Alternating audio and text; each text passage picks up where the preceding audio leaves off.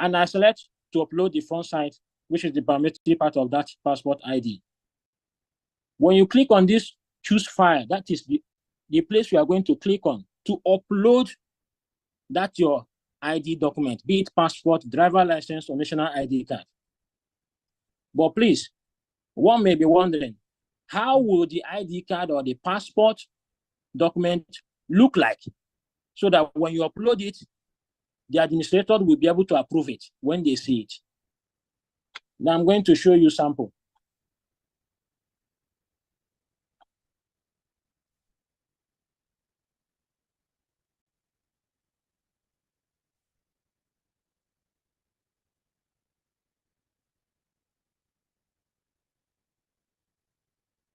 Okay. So as you're looking on the screen, you can see a sample of an ID. This is not a passport ID. And this is not a driver's license. We can call it diplomatic passport, or it could be national identity card, depending on the country where you are applying from. If you have the country's national identity card, please make sure that you have a piece of paper dropped on a table. Take that your ID card or your passport and drop it on top of that white paper, and then take a picture of it with your phone or whatever device you are using. Please, this is very important because you want to maintain a clean, clear database with accurate, clean, clear information, and that includes the documents. So you have to make your document appear very neat so that when administrators are reviewing it, they will be able to say, yes, this is what we want. And once the information is in the database, whatever decision the government want to make tomorrow, they can be able to easily identify your face, the information in your document or your ID card, and then make decisions fast instead of reaching out to you or something else. Now, I'm going to click on the next one. What if you are using a passport? How will it look like? The same way, place your passport wide open. The biometric part should be clearly visible as you are seeing on the screen. This is very important, please. Place your passport, make sure that it is wide open so that every information will be clearly seen. Take a picture of it and use it for your application. As well, you can place it on a table, but that table should be as clear as you can see here. Make sure that it is wide open so that administrators will be able to see it very well. So this is the type of ID or passport copy we would like everyone to upload in the system, not the other way around. Please, let's take note of this. Now, let me go back to the application form. As you scroll down, you see applicant's parent information. Then let me talk about the do you have a spouse section. So if you have a wife or you're a wife and you have a husband, please click yes. If you click yes, the option for you to fill your spouse information will pop up. If no, it will not show, and you can continue with your registration or application. The same thing with do you have children? If you click yes, you will have option to input your children information. This add button here is for you to add extra. In case if you want to add maybe two more children, you can use that add button to add more children there. If you don't have any child, please leave it at no. Now, applicant's parent information. This place, we need your parents' information here. Whether they are in the homeland or not in or outside of the homeland, please ensure that you input their information, your father's information, your mother's information. Do you have siblings? If yes, the option to put your siblings' information will show, as you can see. If not, click no. We will need your homeland information. And this homeland information section is about your next of kin. So we have next of kin 1. The next of kin 1 contact information. If you want to add more, you can click on add more to see next of kin 2 and their contact information. Remember, this is very important. If you like, you can only use 1 next of kin. There's no problem with that. The reason is because if you find yourself in any country and there's an issue, you experience something horrible there, and your ID card is found, we can easily use the ID card information to trace information about you in the database to identify who you are, who your next of kin are, who your family members, who they are, so that we can reach out to them easily to assist. We have the social media handle part. Just put a social media name or username, just your username there. That one you can decide to put 1, 2, 3, that is your choice. Now, on the language part, we want you to select your local language. For example, I want to select Igbo. Igbo is there. I click Igbo.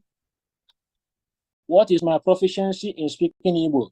I can select 10 because I can speak Igbo very well. So you can select as many languages as you want. So depending on if you want, you can also select French, Arabic, or whichever one you want, so that it will help the government to know who you are.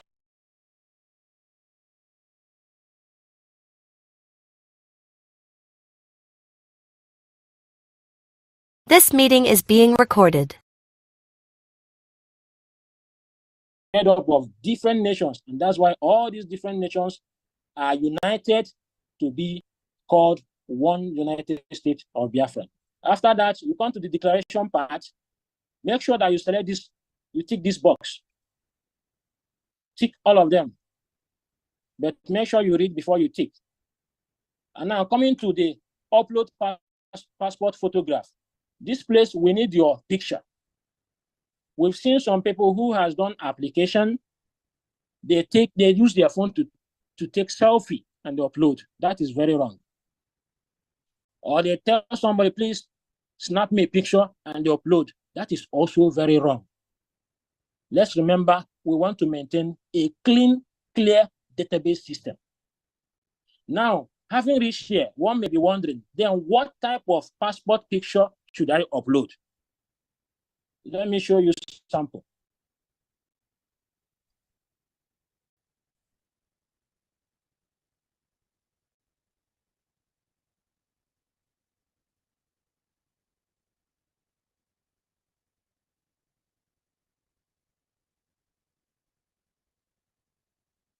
So looking on the screen now, you can see the lady's face. You can see the lady's eyes and eyeballs. You can see that she is not opening her teeth for us to see. You can see as well that her dress and grooming is very nice. Please, we want you to do the same. Upload for us picture that look similar, and you will not have any issue. You can as well upload picture that looks like this. We want to see your face. We also want to see how you look, your eyes, your eyeballs. You can decide to put a little smiley face or not. That is your choice. But don't smile too much because you are going to spoil the picture. You can as well decide to do it this way, or this way, or this way. But remember, we don't want all these unnecessary background pictures of your room, your table, your chair, your kitchen, and things like that. Please, we don't want it. If you have a white wall, stay there and take the picture, or give it to somebody to take picture that will be of this size and shape. Now, what pictures could be wrong pictures?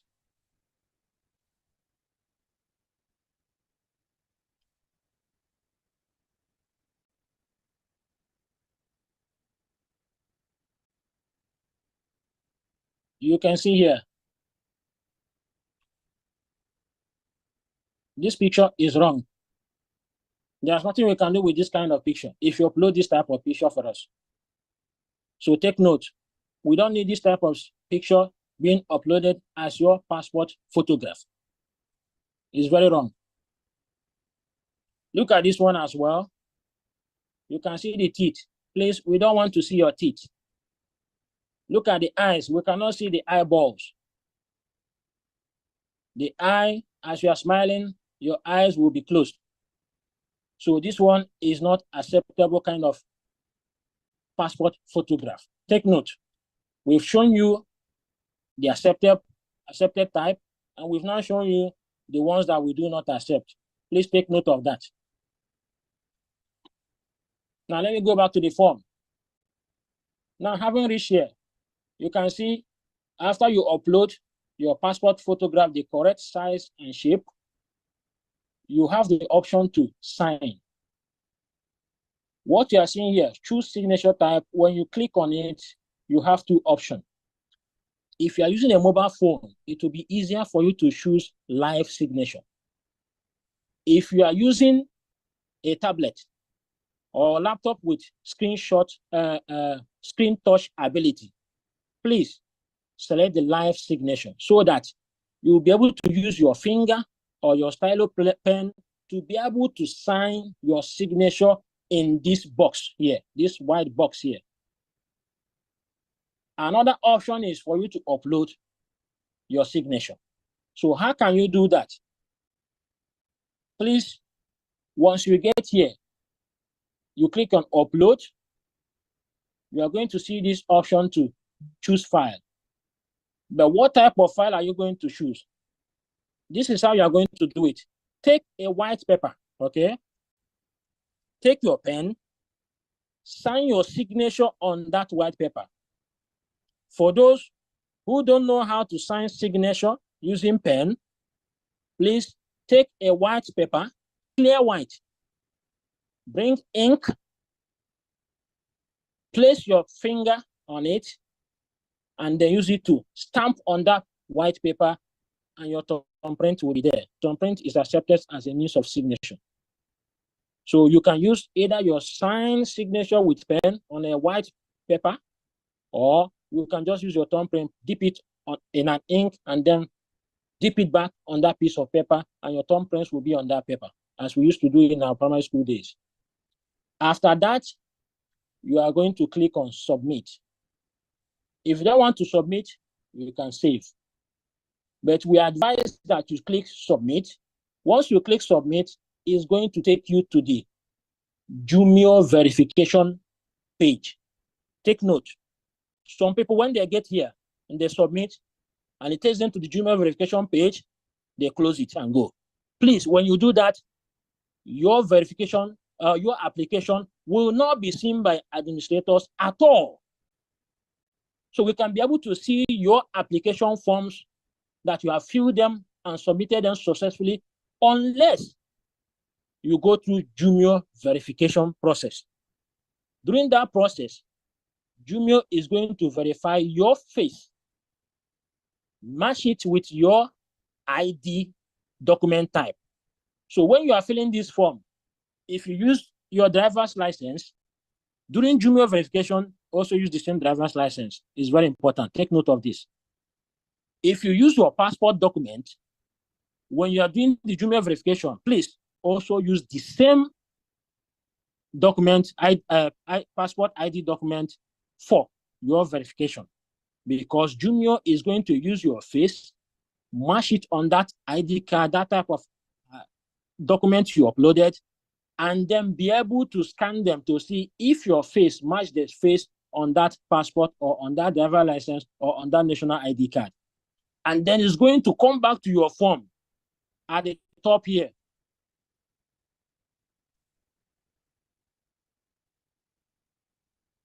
At the top here, where it says applicant identification, where you uploaded your passport first, or your national ID card or your driver's license, is going to come back and check if that is also the document you uploaded there. Mesh it together to see if you are saying the truth or you are lying. But one may be wondering, why do we have to go through junior verification?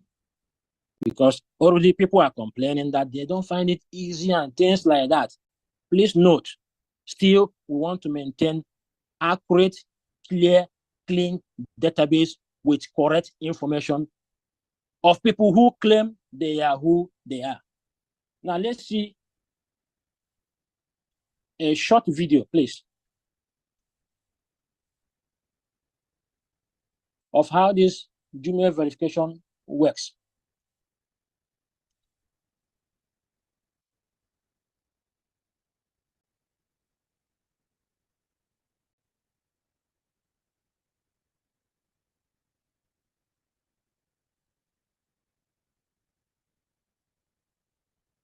Please, can someone confirm if the video is playing?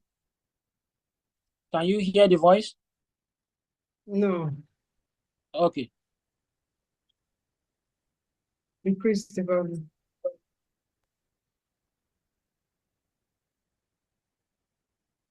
Okay.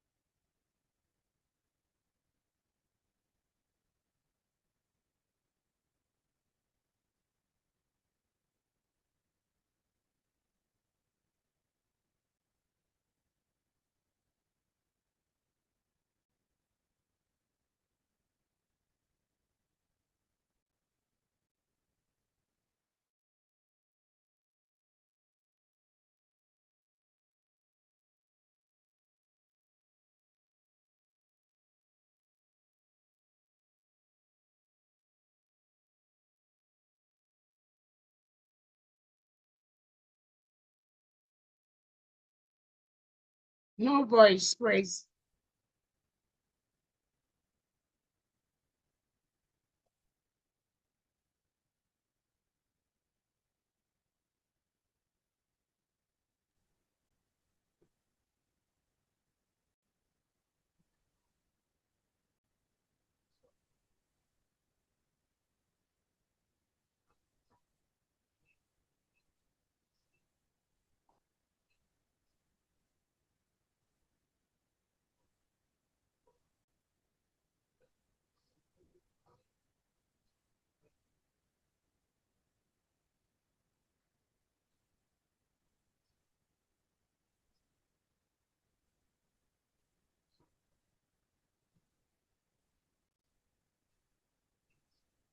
Please, who is writing on this screen? Who is writing on this screen, please?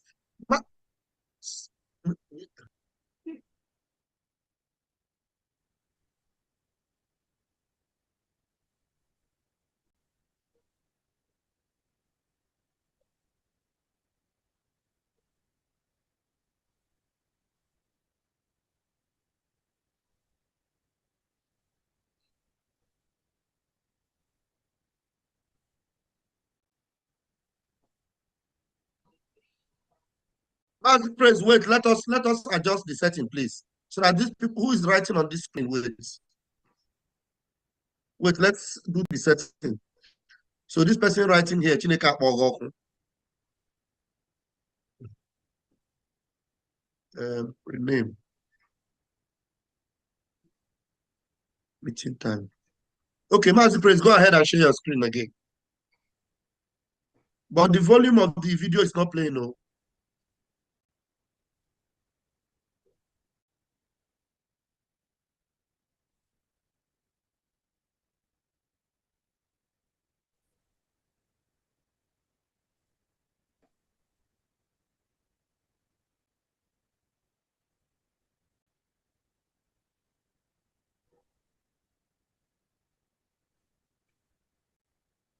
So let's just look at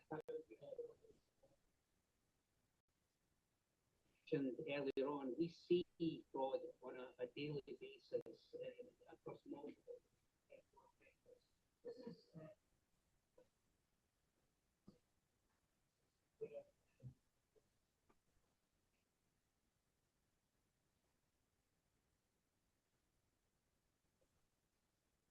posted and used handwritten characters. An example of a Missouri identification card here, the poster is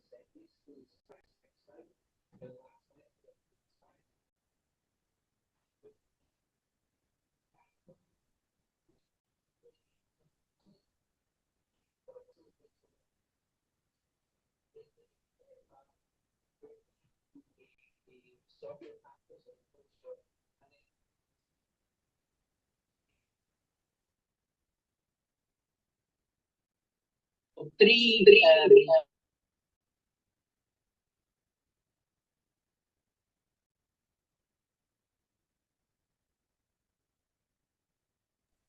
I was told that nobody can hear me. Sorry. Yeah, we didn't hear anything. Sorry about that. I don't know why I'm having that challenge. Maybe it was playing on one, not playing on the Praise, other. can we play it for you? Can you send me the video on my WhatsApp so that I'll bring it out on Telegram? So I Okay, can play it. send me hi on Telegram. Send me hi on Telegram. Okay, I'll do that immediately.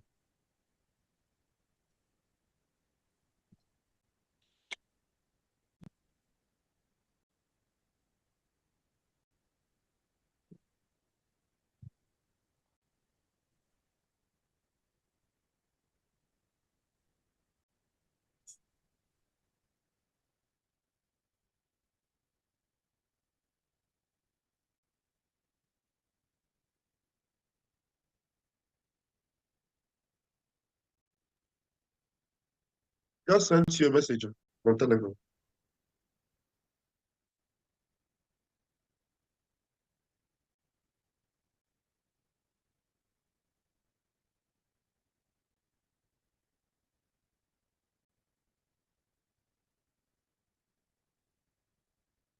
I'm sending the videos in order, so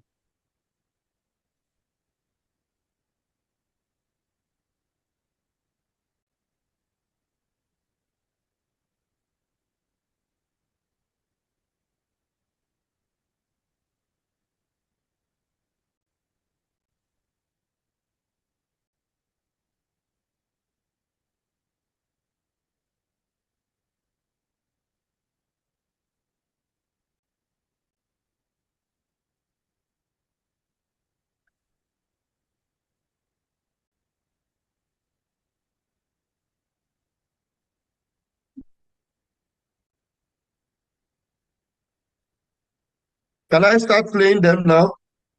yeah, wait, the final one will enter, then you can start. Play them in order, starting from the first one, second one, and the third one. Okay.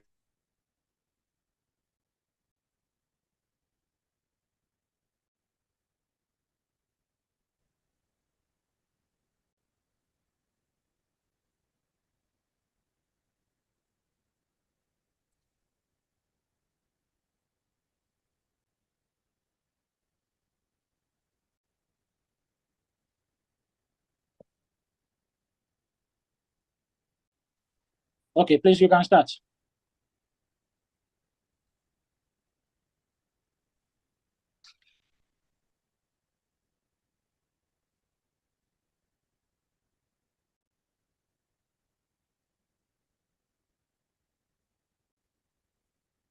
All right, I'm going to bring them just in a minute.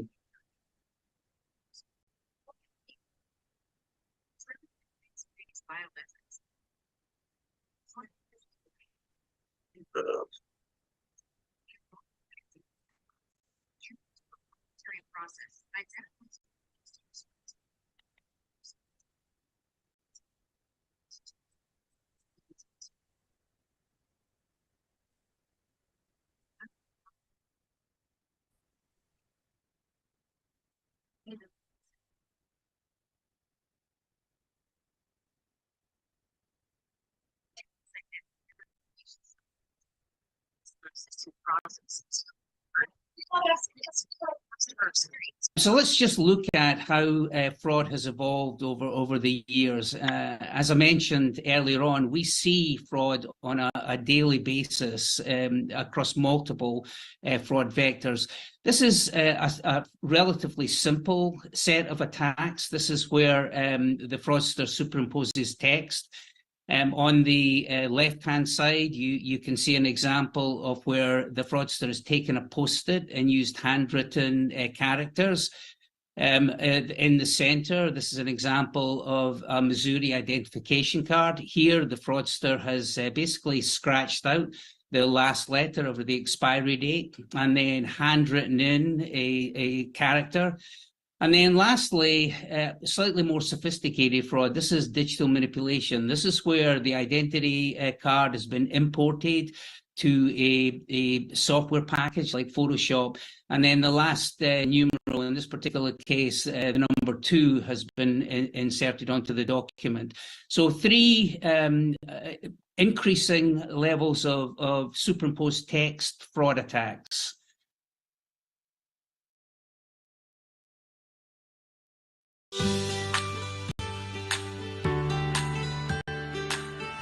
Are the users signing up for your service really who they claim to be? In today's digital world, that question has never been more important. Recent massive data breaches have put usernames, passwords, and credit files on the dark web, resulting in unprecedented levels of identity theft and account takeovers. Traditional methods of authentication can't prove the person logging in is actually who they say they are. With Jumio authentication, verifying the digital identities of your users is as simple as taking a selfie and far more secure than PINs or passwords. Jumio authentication uses advanced face-based biometrics to prove the trusted digital identity of an enrolled user. Combined with Jumio's one-time identity verification, you can truly know the identity of each user every time they log in. With complete end-to-end identity verification from Jumio, your users' selfies unlock rental cars, high-risk transactions, online accounts, and you can be sure that the user behind the screen is indeed who they say they are. Here's how Jumio authentication works. When a new online account is created, Jumio captures a photo of the user's valid government-issued ID, and the user takes a quick selfie that Jumio uses to create a baseline biometric template. Instantly, certified liveness detection analyzes the user's biometric template to prove they are a live person and not a spoof. Next, Jumio compares the selfie to the government-issued ID to establish and confirm the digital identity of the new user. Now, anytime the user needs to be authenticated, they simply take a selfie with a liveness check, generating a new biometric template that Jumio compares to the user's baseline template. If it's a match, the user's digital identity is unlocked instantly.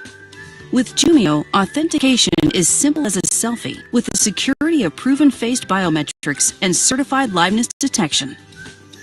Learn more at jumio.com/authentication.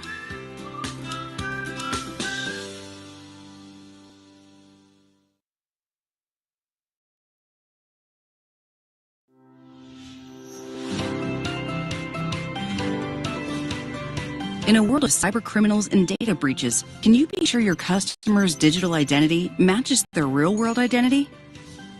Jumio's identity verification solutions are trusted to ensure the person pictured in the ID and the person holding the ID are the same. Driven by face-based biometrics, compliant machine learning, and artificial intelligence, and backed by identity experts, Jumio's proprietary process identifies good customers faster with 3 layers of identity verification security, deters fraudsters and detects fraudulent activity in near real time, transforms customer not present transactions into identity present transactions, and delivers a state-of-the-art user experience highlighted by selfies. Jumio's identity verification solutions plug right into your existing process to deliver a quick, easy, and secure customer experience across devices via web and mobile SDKs, hosted web app, and APIs. Here's how it works. Your customer scans their ID, and Jumio confirms it is authentic and valid. They then snap a selfie to prove they are the same person shown on the ID photo. Jumio's face-based biometrics and advanced liveness detection ensure the person holding the ID is physically present during the transaction. Jumio is trusted by leading brands across industries for new user onboarding, high-risk transactions, KBA replacement, and GDPR, CCPA, KYC, and AML compliance. Find out how Jumio can help you establish trust and achieve real-time identity verification online.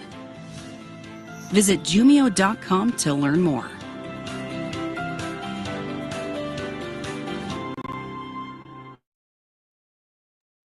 Okay, Master Prince, take over from here.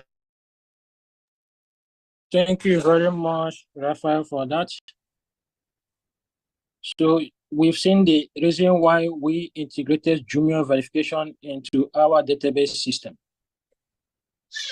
Currently, fraudsters, hackers, and a whole lot of them are looking for means to be able to manipulate systems, steal information and data for their selfish gain. So let's go back to the form again.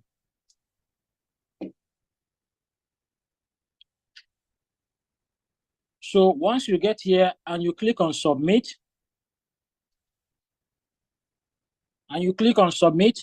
the next step is that you'll be taken to the Jumio verification page. You saw in the video how that verification is done. So let's take note of that. Remember, it is a must for all of the ID card application forms. Once you get there and you're applying and it requests that you go through Jumio verification, please do not close it and say you come back next time. That process is real time and is instant. Once you complete that process, your application will be said is successful. And then administrators will be able to see it in their own system that you have completely submitted your application and you've done so successfully. Now we've covered about this ID card application aspect. Now let's go back again to the form page. The type D1, type D2 do not require Jumio verification. That also includes type D3. But the other three requires Jumio verification. Now, non-ID card application forms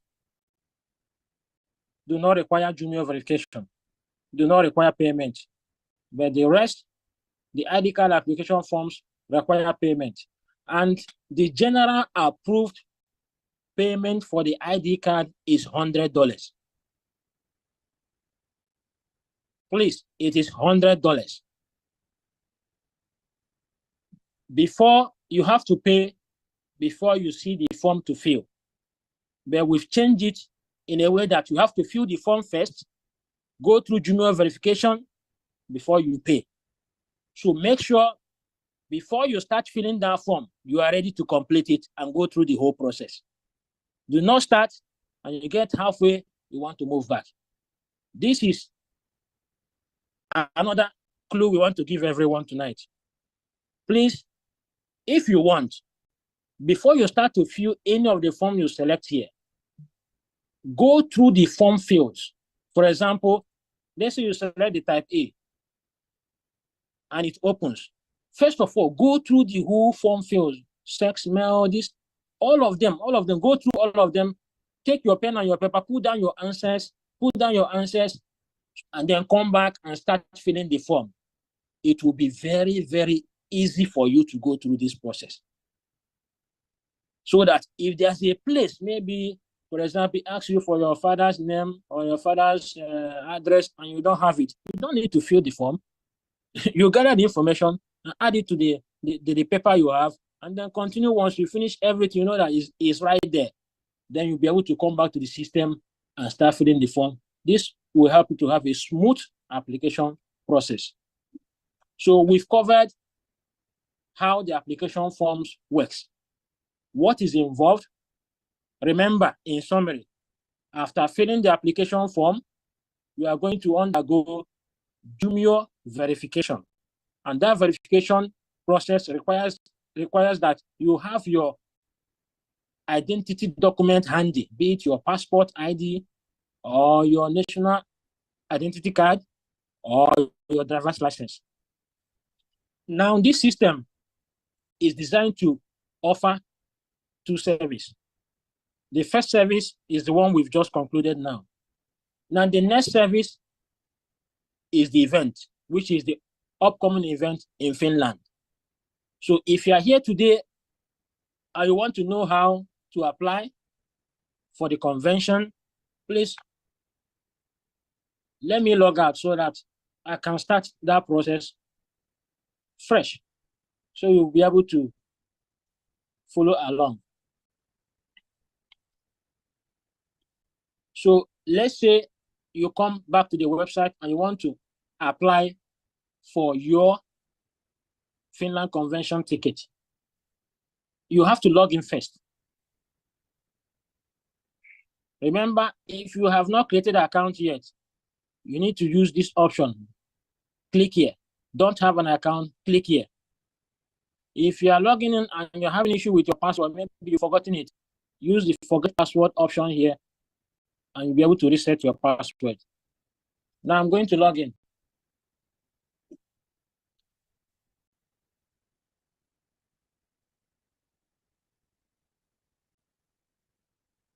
The step I'm taking now is for the convention, to register for the convention. So I'm going to click to go back to the home page since I'm now logged in. And you can see there's an event button at the top here on the menu. Click on that event. It will open the event page. You can see here, this is the place you can click to see information about the Finland upcoming convention. So I'm going to click on it. It will open this way. And here you see 2024 Declaration of the Restoration of Independent State of Biafra. Event ticket, $300. Shared hotel booking, $160. And breakfast, $70 for the 5 days. And the price is $530. There's another type of ticket, event ticket only, which is $300. So whichever one you decide to choose, remember, you cannot pay for event ticket and come back later to pay for your shared hotel booking and then breakfast. No. If you do not have enough to pay for the first ticket, please do wait. Once you have the money, apply. Or you can speak to your administrator in your country. Now that we've been able to understand that there are two types of tickets here, you click on Get Ticket. And the ticket application, event application form will open. It will ask you for your first name, middle name, surname, email address, telephone number, country of residence. Choose your nationality. When you are choosing your nationality, you can select United States of Biafra. It's there at the beginning. Are you a Biafran national? Yes or no? That's your choice. Then upload your document. You can upload maybe your driver's license, your passport ID document, or your national ID. Did you attend BSRC 2023 event? If you didn't attend it, please click no. If you did, click yes. And once you click yes, it will ask you to upload or attach your convention certificate. This case, if you get here and you do realize that you attended the convention, but you do not have your convention certificate, please reach out to the Finland liaison officer, Mazushi. He'll be able to help you to get that done. Then the part that says, do you support Biafra referendum? You must respond to this, yes or no. That is your choice. And then choose tickets. We have two types of ticket there, as we have explained before. Either you choose this one or you choose the other one. And then you come down here and click I confirm. And then you submit. You are done. Remember, whether you apply for ID card and you submitted it successfully, you go through the junior verification and it went successful, please give the administrators time to review your application.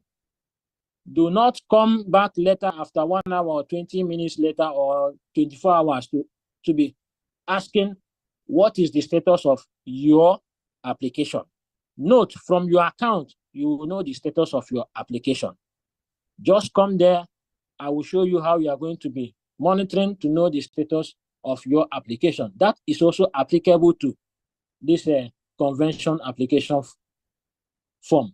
Once you submit it, please wait. The convention form review takes 7 days. The ID card application forms takes 15 days at minimum. So give the administrators time to review all these applications, both the one for the convention and then the one for the ID cards. Once they make decision on your application, you will see it in your account. And how will you see it in your account? For example, let's say you log in and you want to check the status of your submitted application form for ID card. You see here, total registration form submitted. If I apply right now here, it will say 1. If it's pending, it will say 1. If the total registration form accepted by administrators, if they accept that one, it comes here and say 1. If you complete your form registration successfully, it will come here and say 1. If you do not see this number 0 change to 1, know that your ID card application has not been successfully done right by you, the user. If the form is rejected, you will see it here, 1. Now, when you apply for a ticket for the convention, once you submit, it will come here, total ticket, 1. Now, let's say you apply for a ticket, you come here, you want to check the status of your ticket. Click on purchased ticket option here at the top left side of your admin account or your user account dashboard. You click on purchase ticket, this place will open. You are going to see your ticket number, the date you purchase it, your name, the event name, the email, your email address, your telephone number, your payment, and then the status, whether it is approved, you will see it here. Whether it is rejected, you will see it here. Whatever is done, you will see it here. That is for purchase ticket. Now, let's say, as we were doing our presentation before, you selected the type A form, and you want to check the status maybe after 3 days. You come back, log into your account, click on submitted forms, and select that particular type of form you applied for. Tap on it. It will also open like this. You see your number, sex, date, name, email, and then the status of that ID card application form will be here. If it's reviewed, you will see. If it's pending, you will see. If it's approved, you will see. So you don't need to be calling or be in panic as to whether you have done this, whether the application has not been. Whatever action is taken by the administrators, you see it under this status button. It will be recorded here. So this is all about the ID card application process, the database registration process, and then the Finland Convention application process. So we've seen also that there's going to be junior verification if you're applying for ID cards. Make sure that you go through that junior verification process. It's very important. If you do not go through it, remember, administrators will not see your application. You will be seeing it pending, but we will not see it as pending. We will not even see anything until it is completed. Your application process is completed. You fill the form successfully and completely with accurate information. You go through the junior verification successfully, and you pay for your ID card. Then will administrators see that you have gone through the entire process, and they will have your information there at their disposal. So this is all about our presentation here this night. I don't know. I'm going to end it here now. If there's any question based on what I've presented, please feel free to ask. Back to you, our Chief of Staff. All right, thank you so much. So that was a very good one. Thank you so much. That was too much. You know, thank you so much, Praise. So at this point, we take few questions, then we'll go to Dorothy to do the video presentation. Like we said, if you don't remember some of the things Praise has said, we have a video that Dorothy is going to go through. We're going to send it the link to the media, and that link, everybody will have that link, so that when you forget something, you can always go and refresh your mind. So Minister Sonny, if we can go ahead and take a couple of questions for Praise, then Dorothy will present the recorded demo. Thank you.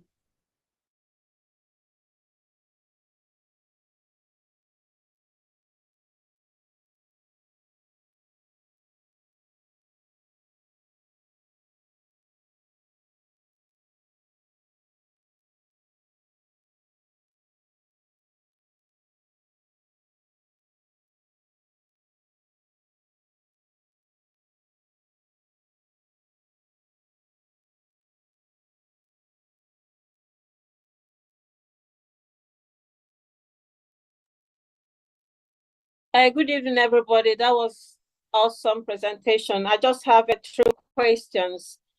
My first question is on the hotel side, there's no choice of a single room for those who want to pay for single room, not the shared room.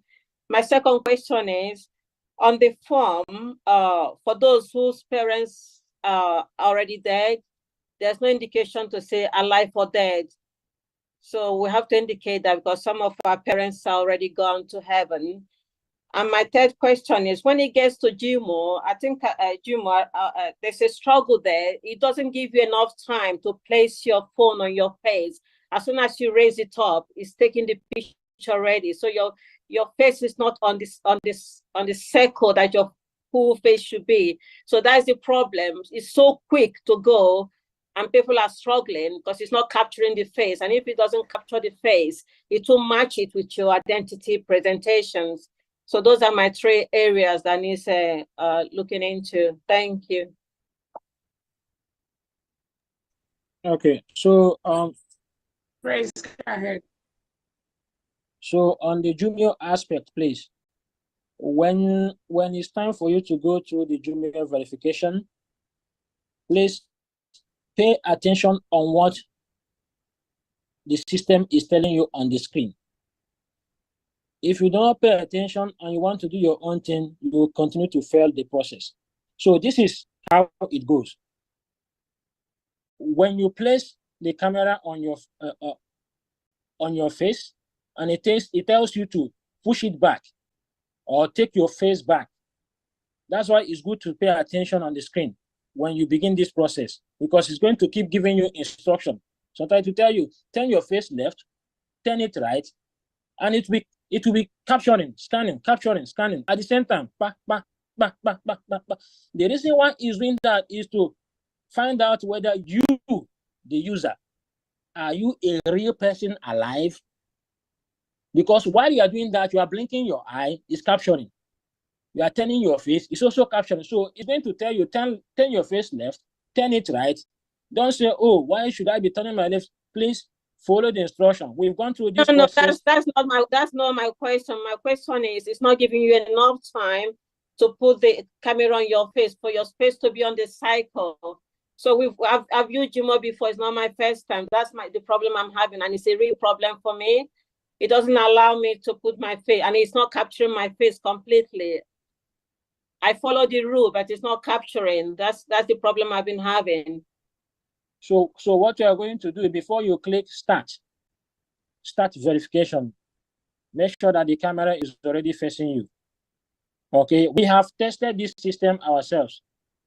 I also have their app in my phone. I've tested it myself. I've done this verification process myself. It was successful. Others has done it their own. It was successful. So as for the time, we know that it's going to tell you, turn your face left or right or things like that.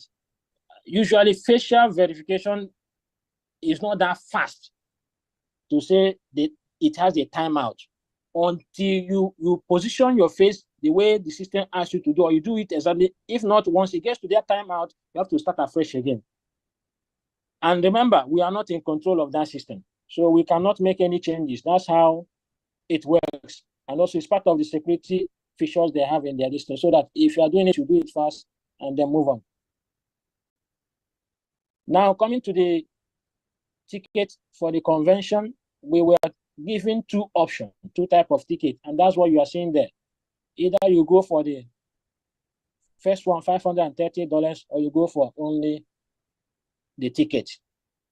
If you are going for the ticket, it means you are going to make your own arrangement for your breakfast, for your hotel booking and things like that.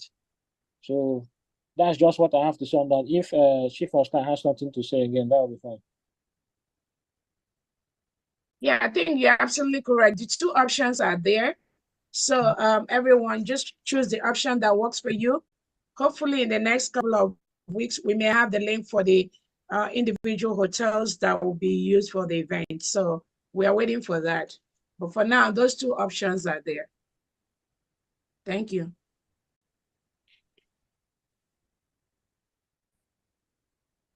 Yeah, that. Yeah. Yeah. Okay.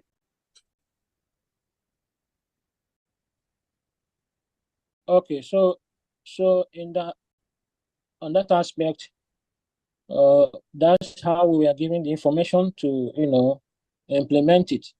I believe that maybe some would say they don't have parents, that they are not alive, or maybe they don't know their parents' name. It could be so, but we have it in mind that if your parent is alive, definitely you get access to their information. If they are not alive, definitely there's somebody you can get information about them from your community. In case if you don't have those, or you were born and at younger age they died, maybe you don't have that much information about. So that's basically options there. There are options there for you to utilize and make sure that you fill that part of the form. And I don't think that part of the form is actually compulsory. I don't know. Let me have a look at it again. Let me have a look at it again.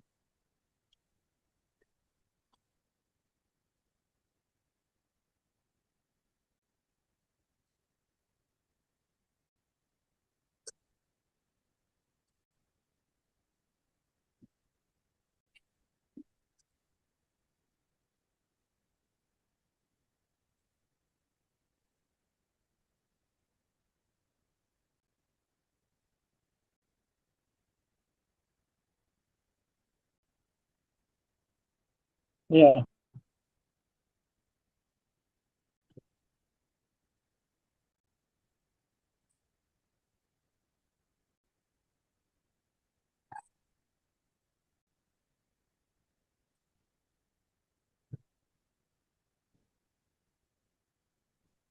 No problem. We'll have to review that with the team, and then we'll see what we can do about it, and also contact the PM about that. That point is well noted. Thank you.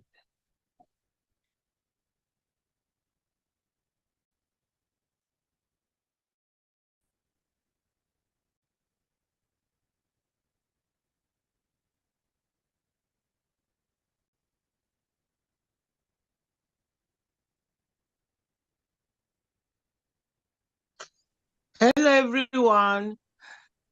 Hello, good evening. I greet all of you. I greet everyone. I thank you for immense job you are doing. Please, I have only one question. Is there any limited time for application of Biafra identity card? And again, how to pay it? Thank you so much. Okay, I don't know if my question is understood. Yeah, that's okay. But I want to get more clear on your first question. You say how long? Do you mean how long? Yeah. Is there the exercise will limited end? time for the application for Biafrans ID card? How There's no long? Yeah, Is there's no there expiry. expiration date? There's no expiry date, please. Praise, I think she's asking about the ID card, which is going to involve the Jumia verification, which we have the expiration, I think, around August to cover the 15,000. I think that's what she's asking. Yeah, Okay. that's my question. Oh, okay, so we have a limited time to utilize the Jumia verification system and process. So we encourage everyone to start early, because once we start early now, it's going to help the government to plan on whether to extend or not to extend. And also it's going to help us make wise and best decision, because these things, involves money. Jumia verification costs the government a whole lot of money. It's not a small money. It's not a chicken money, as they used to say. So we encourage everyone to do now. Get your ID card. When you're coming to Finland, you are going to use it. You can use it for any verification of any type. So we're encouraging everyone, please, let's start. Doing it early is better than doing it later. Thank you. Please, your next question again, can you repeat that?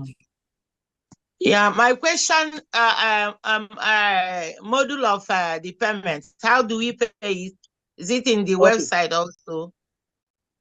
Yeah, so when it's 100 euro, as I had here, it's 100 euro. $100. Okay, yeah, I'm on euro, sorry. And it has to be paid on the government website. So how you are going to pay is this. When you come to the Biafra Security Administration website, you are going to apply. You are going to fill the application form, go through the Jumia verification. Once you complete the Jumia verification successfully, you'll be taken to the payment gateway, where you are going to use either your credit or debit card or PayPal to make payment. Okay, thank you, sir. I'm grateful. Greet you all.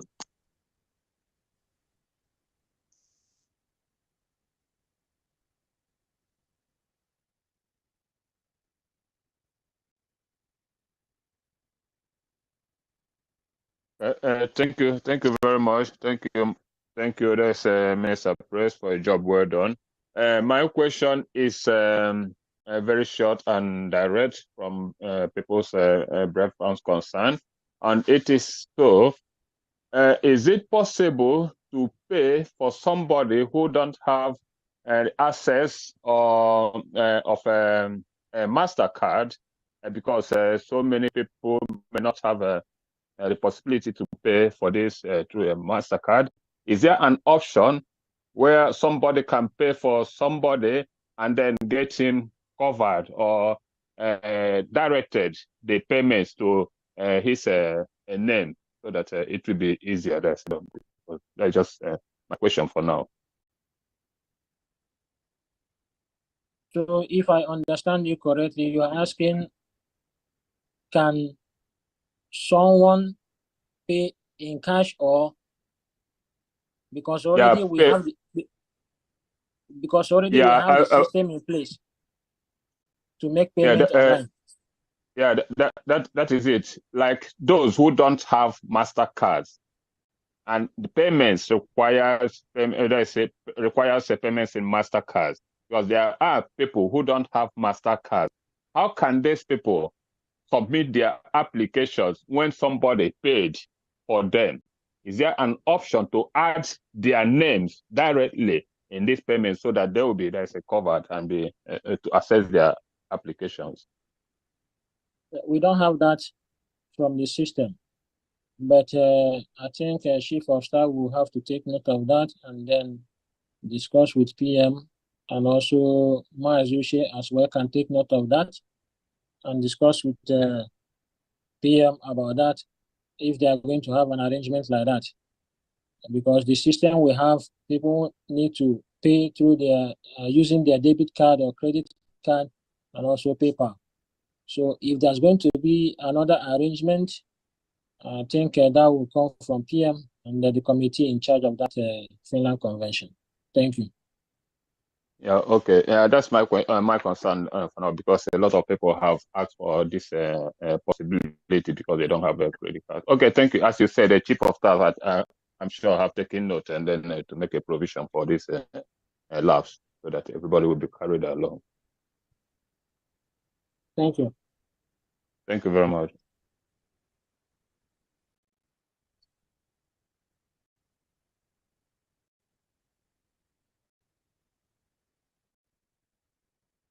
Good evening, my ministers.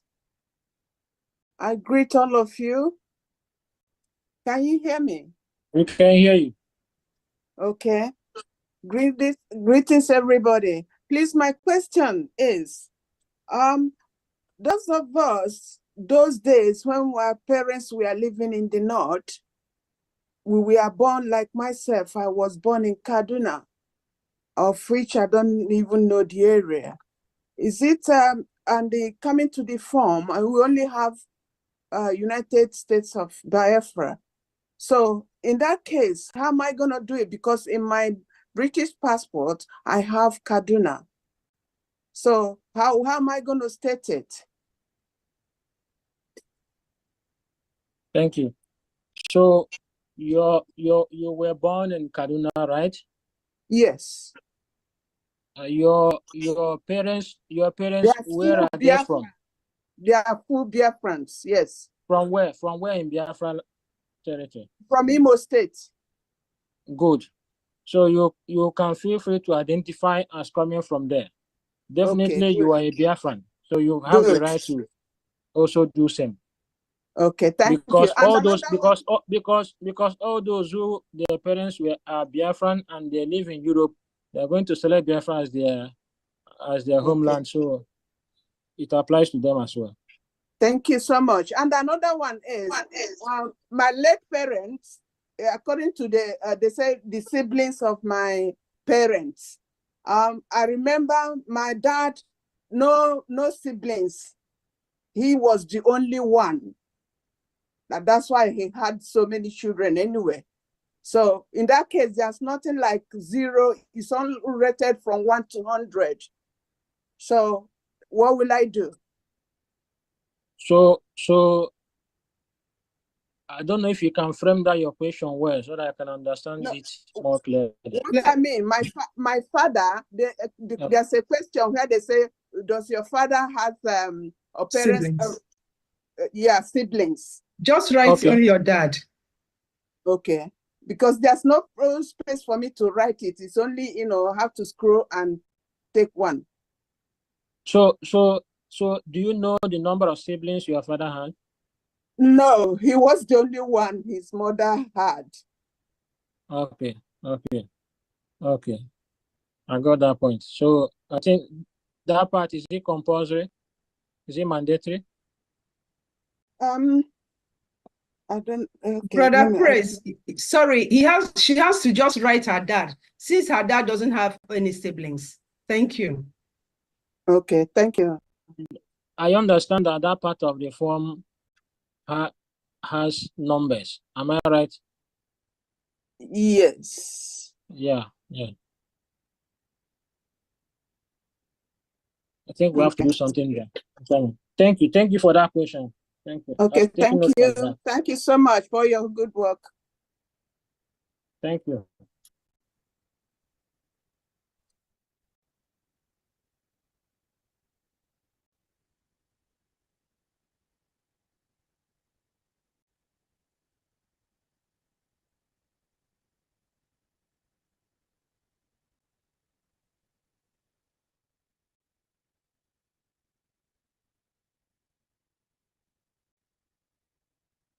Hello, hello, hello.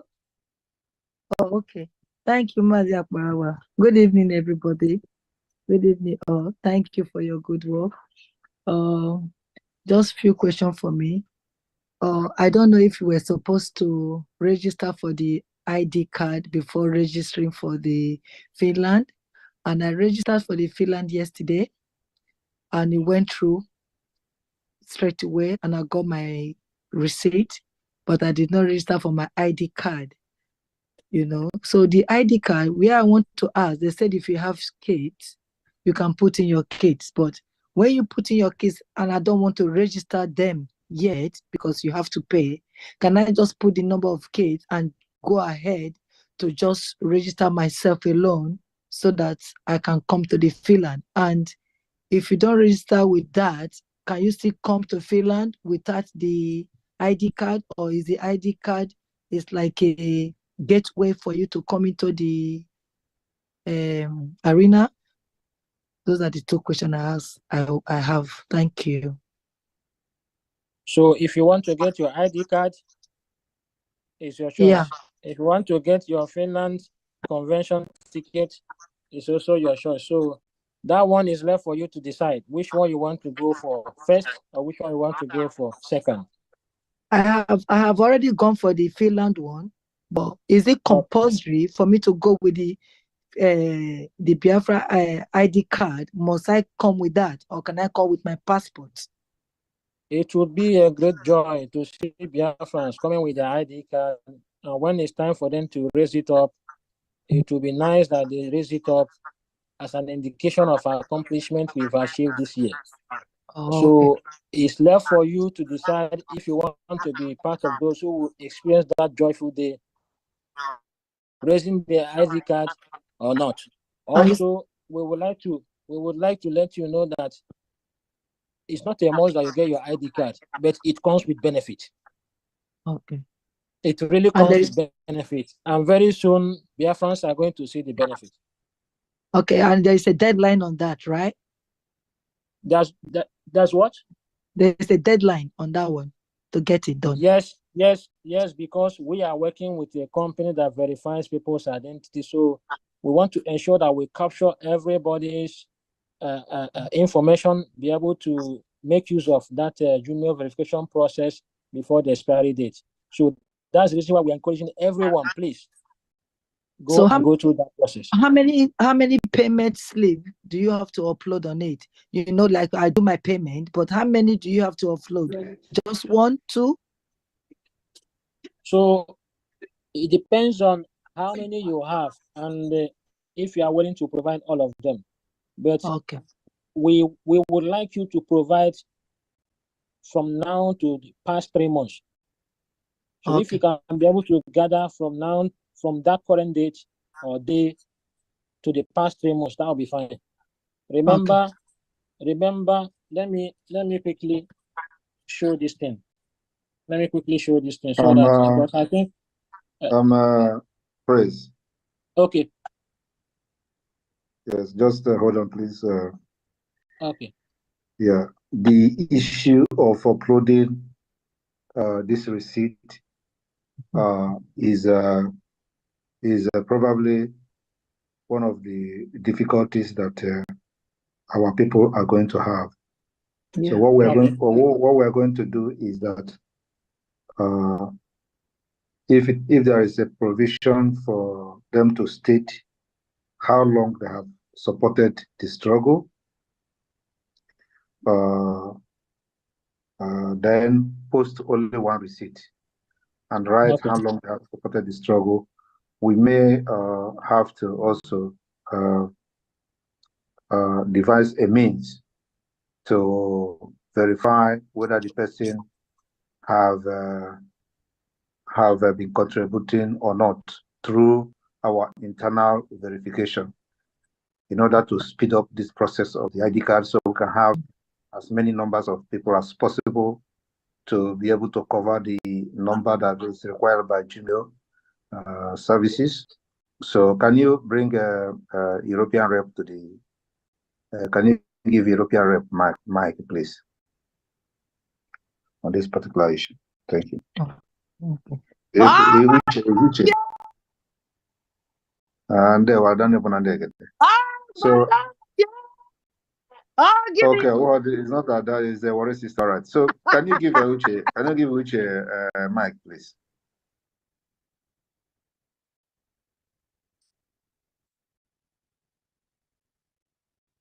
Yes, good evening, Prime Minister, good evening, cabinet members, and good evening, Biafrans.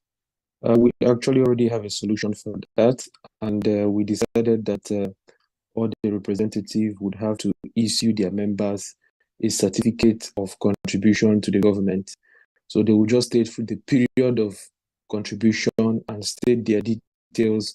And if they have contributed on behalf of their family members can as well be listed on that certificate. And then their family members can also use the same certificate to apply for the identification card. But it has to come from the liaison office with the liaison letterhead. So that template has already been forwarded to all the regions as we speak. Thank you very much. Thank you. So let me get this correct. Who are they going to contact for that certificate of contribution? They should contact their admins or regional representatives, and they will be the one to, because they have the records of payments. So they will just go through their records of payments and enter that information according to the certificate template. So the template is made very, very easy that once you just open it, you just put the person's name and then put the person's contribution period. You don't necessarily need to state how much the person has contributed, but just the period of contribution. And then for the liaison officer or admin will now forward that certificate to the individual, and then they can use it to apply for the ID card. Because there are regions that have like multiple contributions, like multiple donations. So there is no way to give everybody the same receipt of payment. So it will be very, very difficult. And in order to avoid such problems, it is better that they just issue that certificate in confirmation of their donations. I think that's very fine. So well noted. It means we have to make some changes in that area in the system so that it will reflect this new change. Yes. Okay. Thank you. Thank you.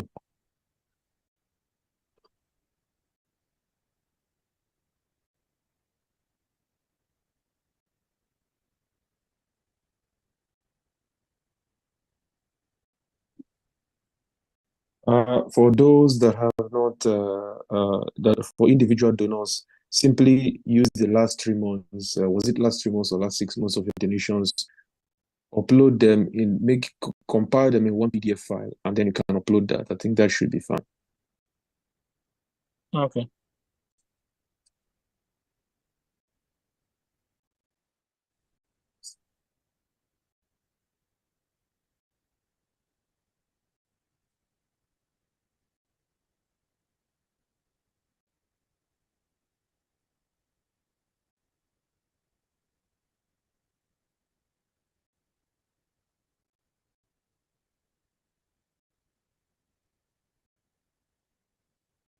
Minister Sani, Minister Sani, 1 second before you proceed.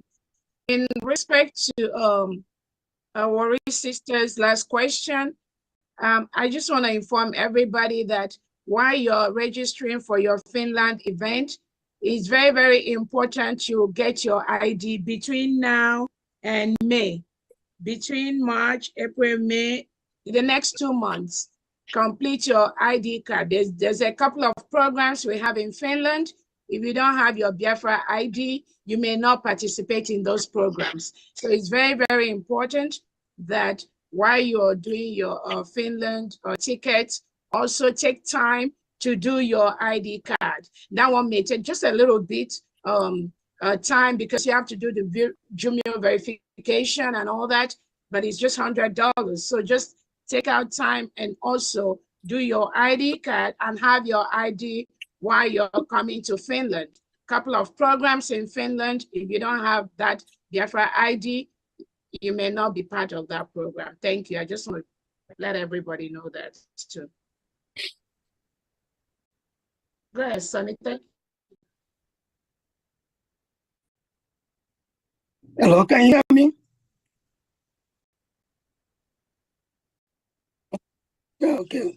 Good afternoon, everybody. I just want to mention two things. I'm going through my application here. The application that says the name of your father and the name of your mother and the date they were born. My father died a long time ago, and I don't even know the date he was born. And I think it's probably 1904, 1927, I guess. And then my father, the same thing. I mean, my mother, the same thing. So what do I do when I do in this respect? When my father died, then my mother died. And the next of kin at home, only my immediate senior can be seen as next of kin at home.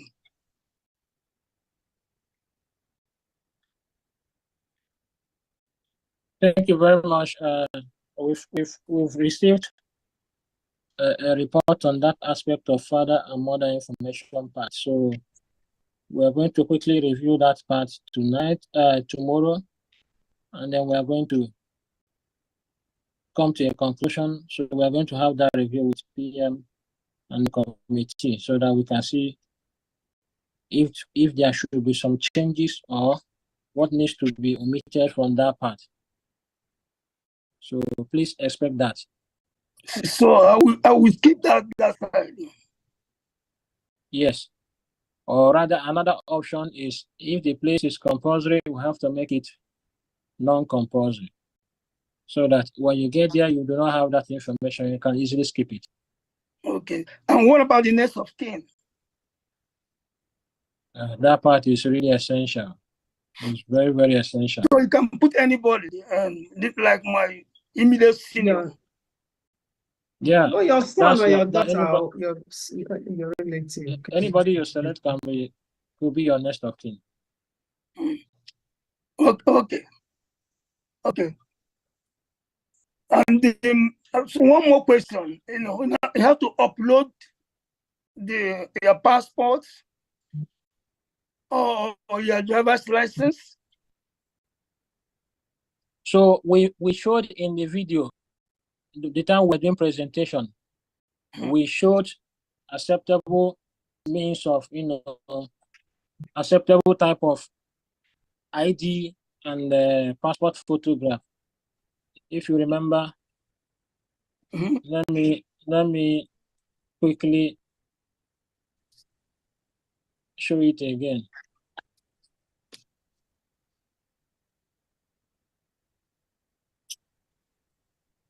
So if you are seeing on the screen, if you are using ID card, national ID card, place it on a white piece of paper. Then use your phone to take a picture of the front page and the back, the front and the back of that national ID card or driver's license. Okay? So that it will be clearly shown as you are seeing on the screen right now. If you are also using a passport document, make sure that it is wide open, like the sample you are seeing on the screen. Then you take picture of the biometric page. That's if you are using your passport ID. You can upload it onto the system. Place the passport document wide open on a white piece of paper before you take, or a clear space with nothing to distract or deviate on the side of the document. As you can see, there's nothing, no date around, nothing is showing, only the passport document is showing here. When you take the picture, it's going to look similar like this. So when you are doing your own, open it wide, place it on a maybe A4 sheet of paper, place it on it, and use your phone camera to capture it and upload. Thank you.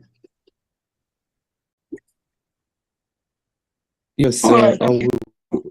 Yeah, thank you. I would like to address, there was a question that was raised earlier as to those who are not able to pay with bank cards. So this is where your license offices will play a big role. And I encourage every region to please support the government to open license offices in your region. So at this point, those with license office can make an appointment with their license admins, go there, fill the form with them in person, and they can arrange how they would assist you with the payment methods and how you can be able to transfer the amount back to them.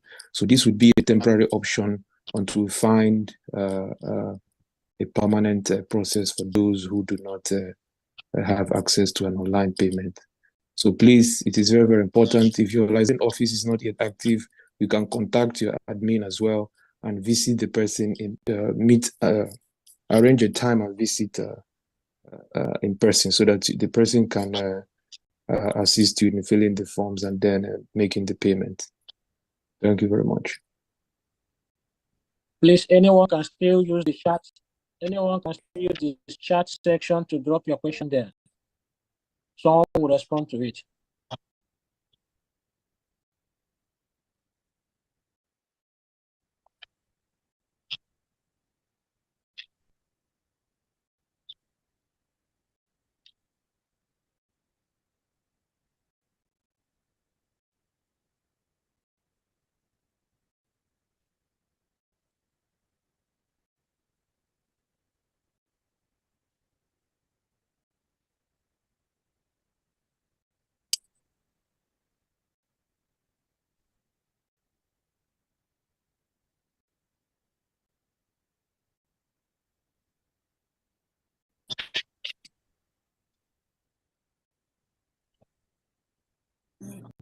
Thank you very much.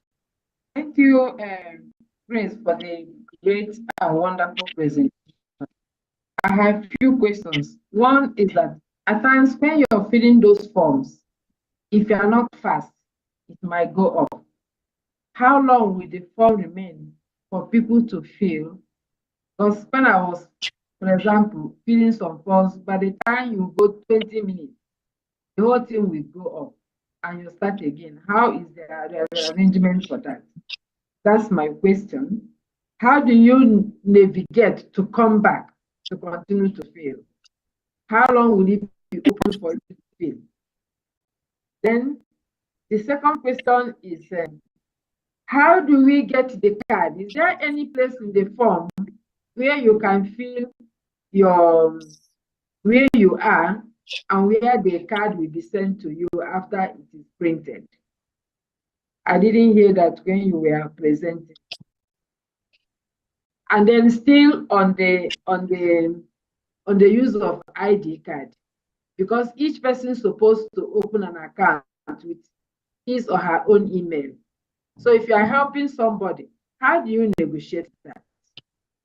Thank you. So if you're helping somebody, help the person create Gmail if they don't have one, and then help them to fill the form. I think that's the simple solution. Using the same Visa card. Yeah, when you get to the place to pay with the card. You can pay with your own card for the person. Okay. But let the person create their own account. When it's time to make payment, pay for them. So which means you cannot do it for somebody who is not close to you, where you are.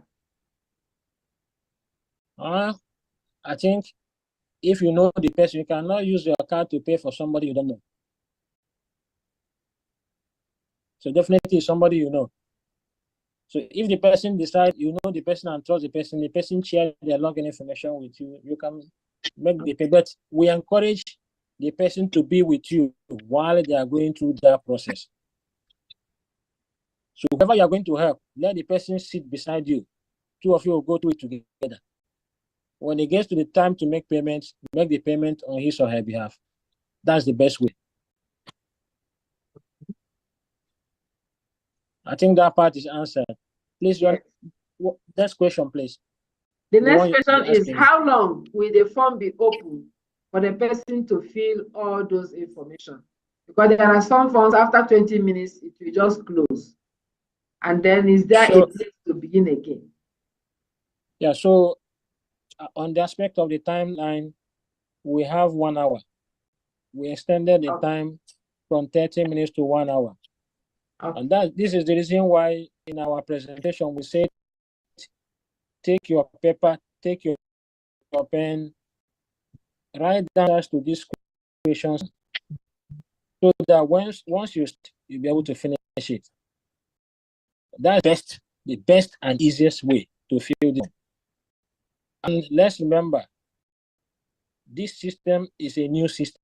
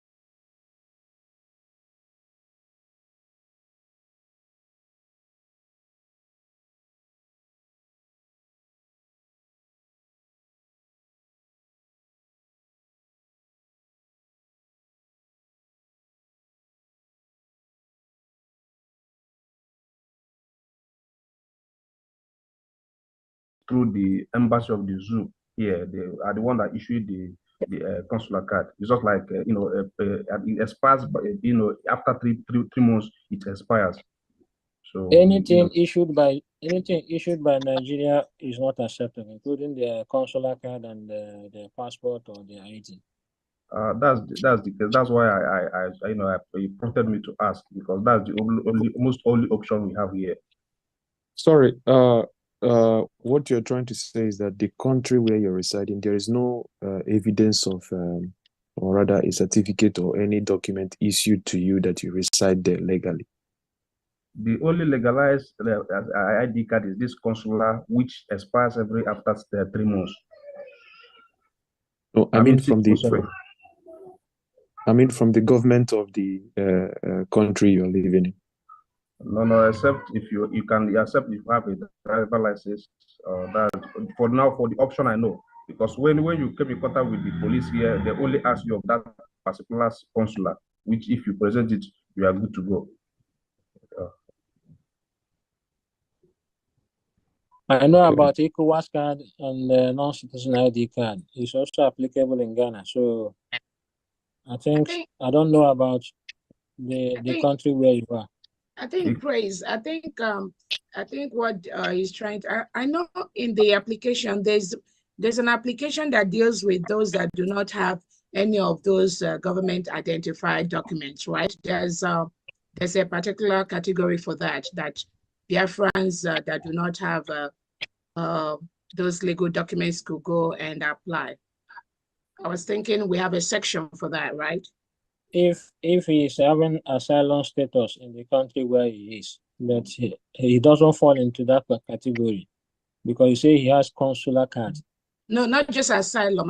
I mean other documents, not just asylum, applying for asylum. But I mean, you can check that. For those that do not have legal papers in the country where they reside, but they want to obtain their ID card. For that one, if you don't want to, I think that form also have a part for. That's the general application form. But I don't know if he's asking for the sake of getting ID card or just to register with the government in the database. If it's to register with the government in the database, that's type D5 form is for him. Yeah, like can you hear me, sir? Like me now asking, I am the admin here, and I think I'm kind of meeting up to the special status. So that's why it's essential that I get this information down to know where I actually know, or the process where I can obtain my own ID card. So that is it, sir. Yeah, so for that special status ID card is requesting for that means of identity. Okay, so it's requesting for that. Okay, that means obtaining for the special status now is not necessary, right? So if you have your national ID card, passport, or driving license, fine. But remember, if it's something issued by Nigerian government, it's not accepted. That's just the direct answer for this special status application, please. Another option for you is that you could visit the police, since you said they have checked your legal status and they authorize you to go. So you can go back there and request that they issue you a kind of a document stating that you reside there illegally that will have your picture. So that can also be put into consideration for as long as it comes from that country in question. But if we do not have any proof that you reside there, then the system has been built in a way that it will not recognize anyone, that their identity cannot be verified, unfortunately. Okay, that means that if it's possible, they will give you a paper, not like an ID card that can.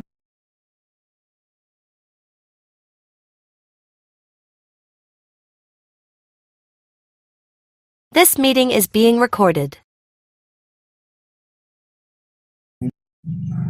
Yes, hold on. Yeah. Yes, this particular case will be addressed on individual basis. So you must get a criminal report from the police where you are living, the country where you are living in. So you go there and request that you need a police report that will have your details showing that you are law-abiding citizen in that country, or law-abiding residence, and you are crime-free.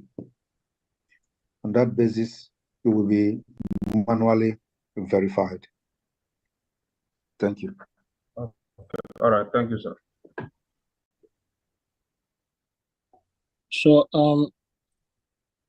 if the person, I wanted to ask, if the person will be manually verified, there's no need of them verifying online. Please, PM.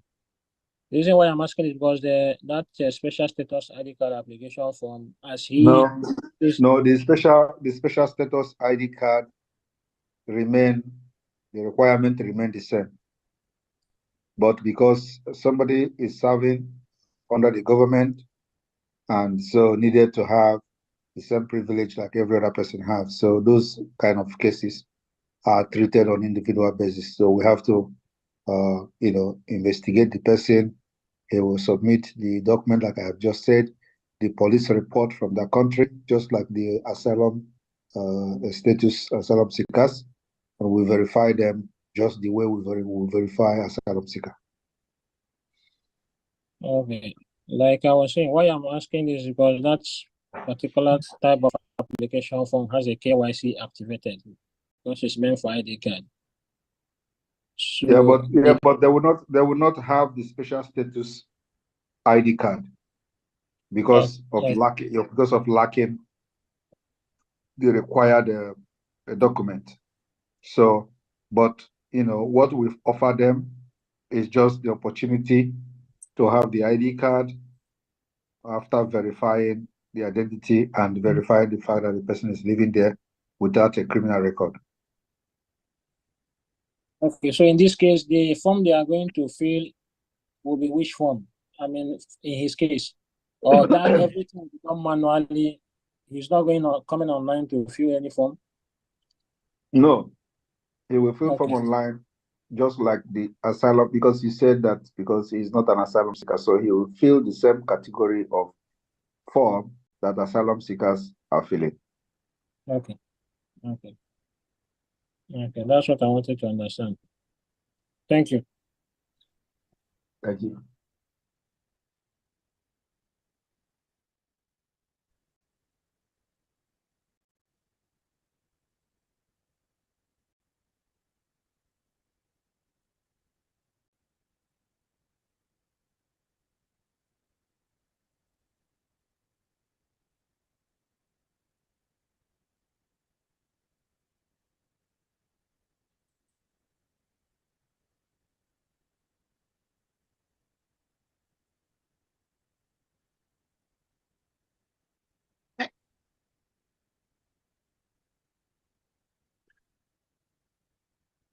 Hello, good evening, Biafrans. Good evening. Thank you for this program.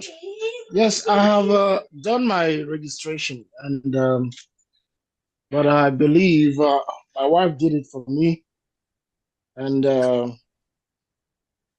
is no junior verification. I just asked her, and she said she didn't get that.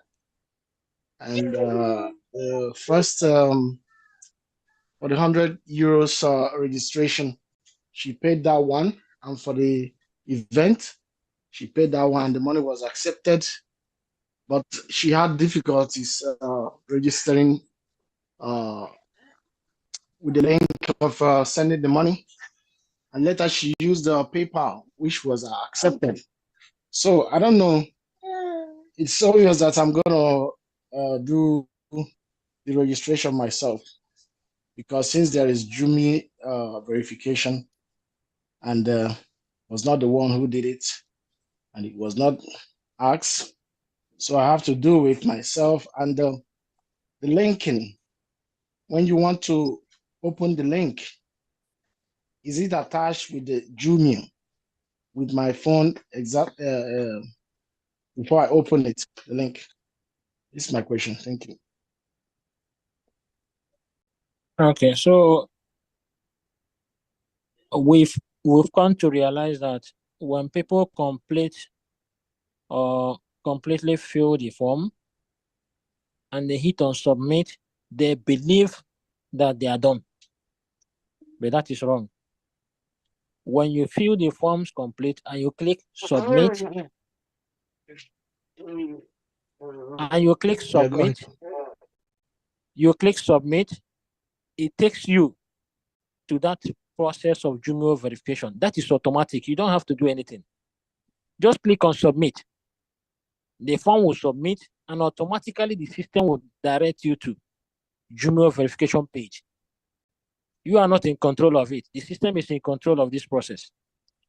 We've come to realize that people, when they get to that stage, they say, no, I don't need to go again. I've already clicked on submit. So nothing else to do.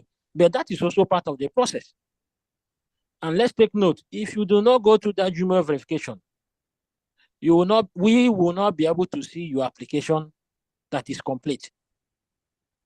We'll not even see it, and it will not even say complete. It will still remain in pending until you go to that Jumio verification. Once you finish that Jumio verification, the next step is automatic.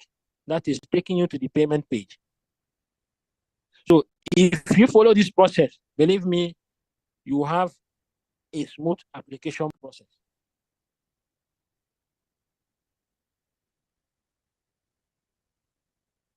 I don't know if I'm clear.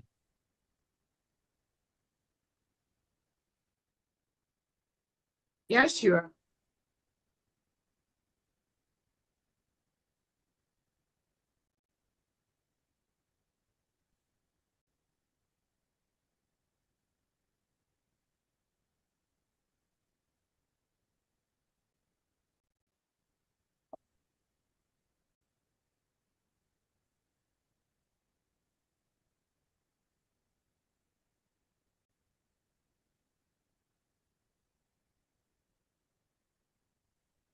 My question addressed. Thank you, sir. Thank you for service, sir.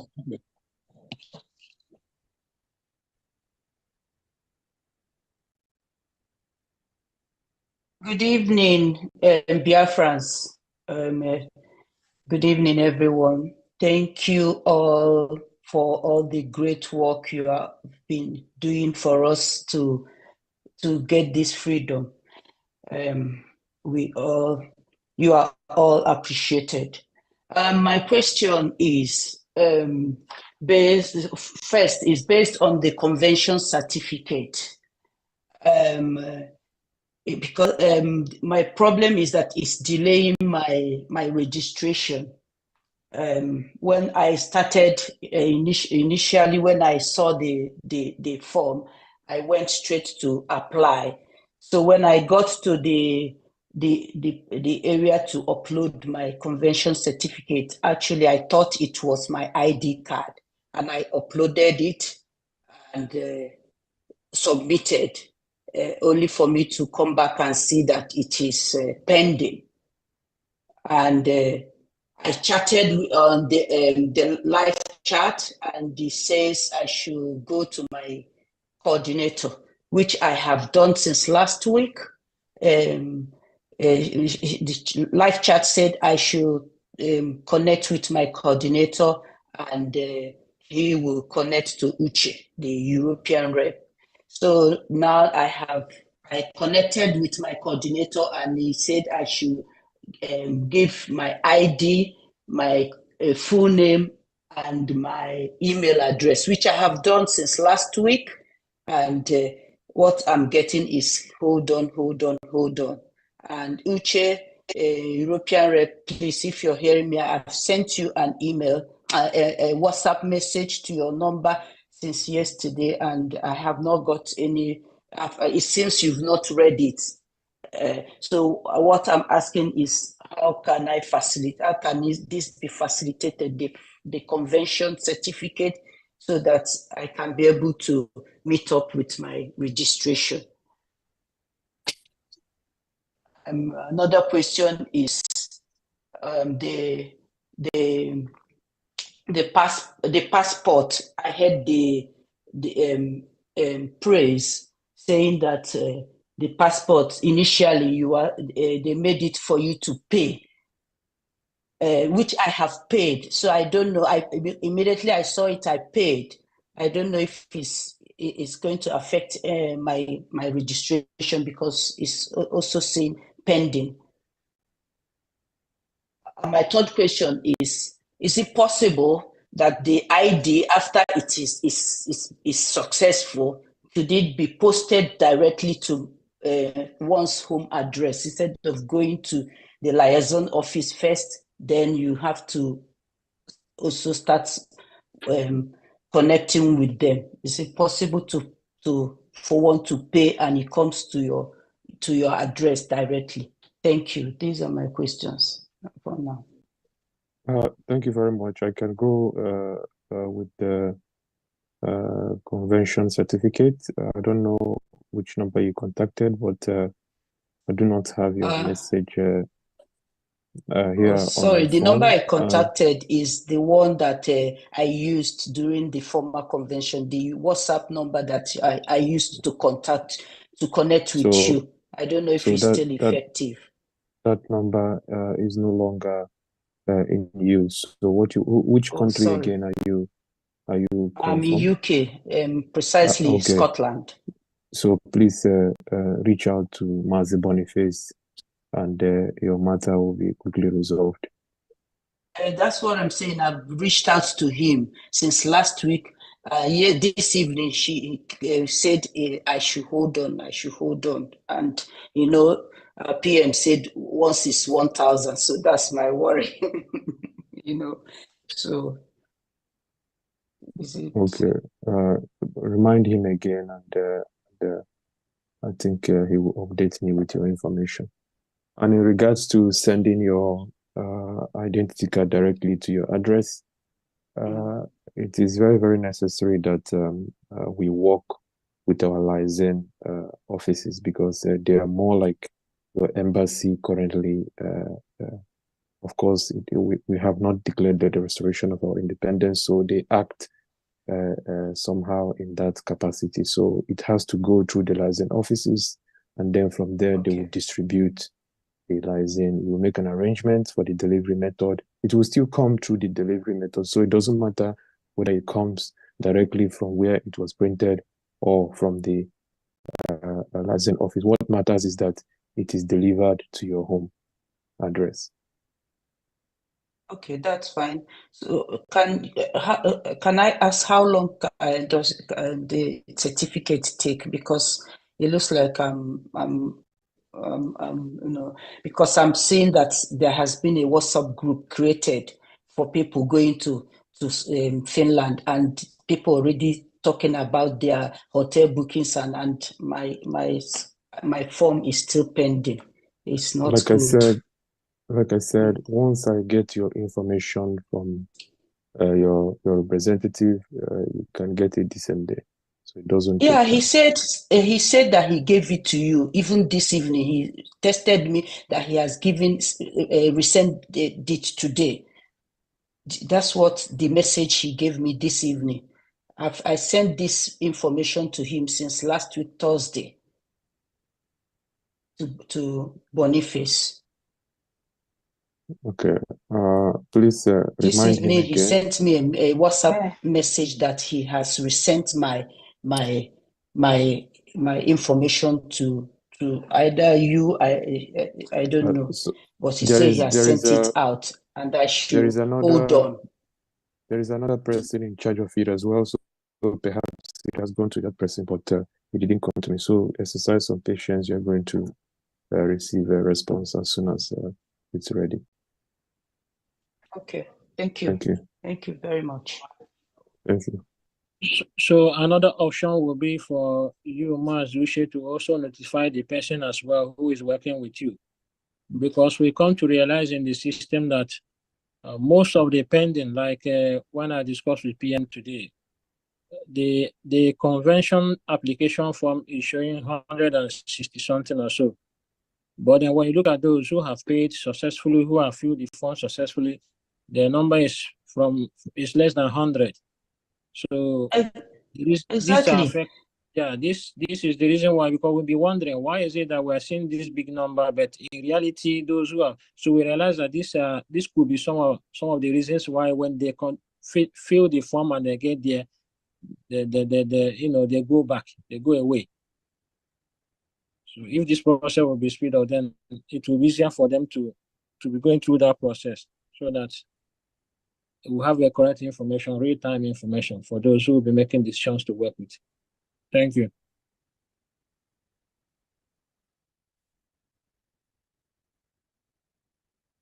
Yeah, please, the issue of the certificate of participation last year should not be made compulsory. We are going to accredit everybody that is coming, just like we did it last year. So please, a lot of people are having issues with that. So it is not going to be compulsory. So praise.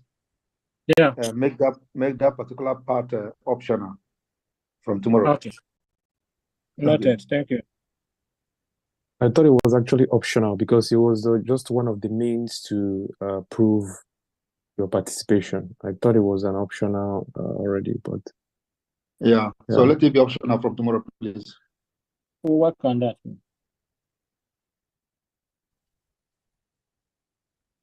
All right, thank you. We go to the second presentation by Dorothy, please. So this second presentation is, if you forget some of the things Praise said, you can always, the link for what Dorothy is going to present right now, you can always go through that link and then have an idea of what to do. Thank you so much. Dorothy, over to you.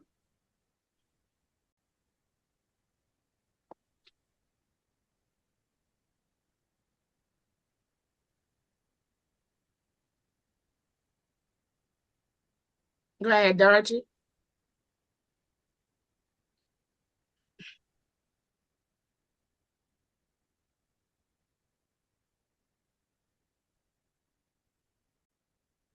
Please unmute my okay, now I can see. Okay. Okay. Go ahead, please.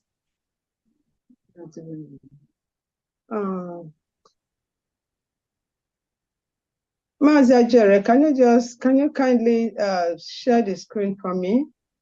I'm using my phone. My laptop is dead. Give me 30 seconds. Thank you.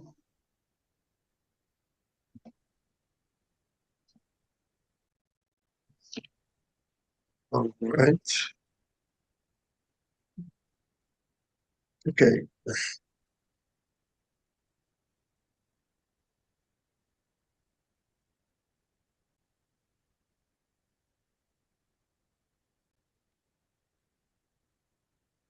So welcome everyone. Welcome my PM and the honorable cabinet members and Biafra, indigenous people of Biafra all over the world. When you're ready, let me know. I'll play it, okay? Okay, thank you. Did I play it? Yes, please. Okay. You are welcome to the United States of Biafra Security Administration website, the only approved online portal for Biafra citizens' ID card application and event registration. Click on the register button on the menu list if you are a first-time visitor. Fill in your name, phone number, email, and preferred password to create your user account. Check your email inbox for the account verification link from Biafra Security Administration. Click on the Verify Here Now button in the email to complete the verification process. After verification, log in to your account. Upon login, a pop-up message will ask if you want to access the application forms. Click on Go to see the overview and the privacy statement page. Please read carefully and tap Agree and Submit button to view the online application form page. Choose between two types of application forms. the ID card application form and the non-ID card application form. Ensure you read through the descriptions of each before making your choice. Once you select your application type, the application form will open to you for you to fill. Fill the entire form with accurate information and upload any required documents.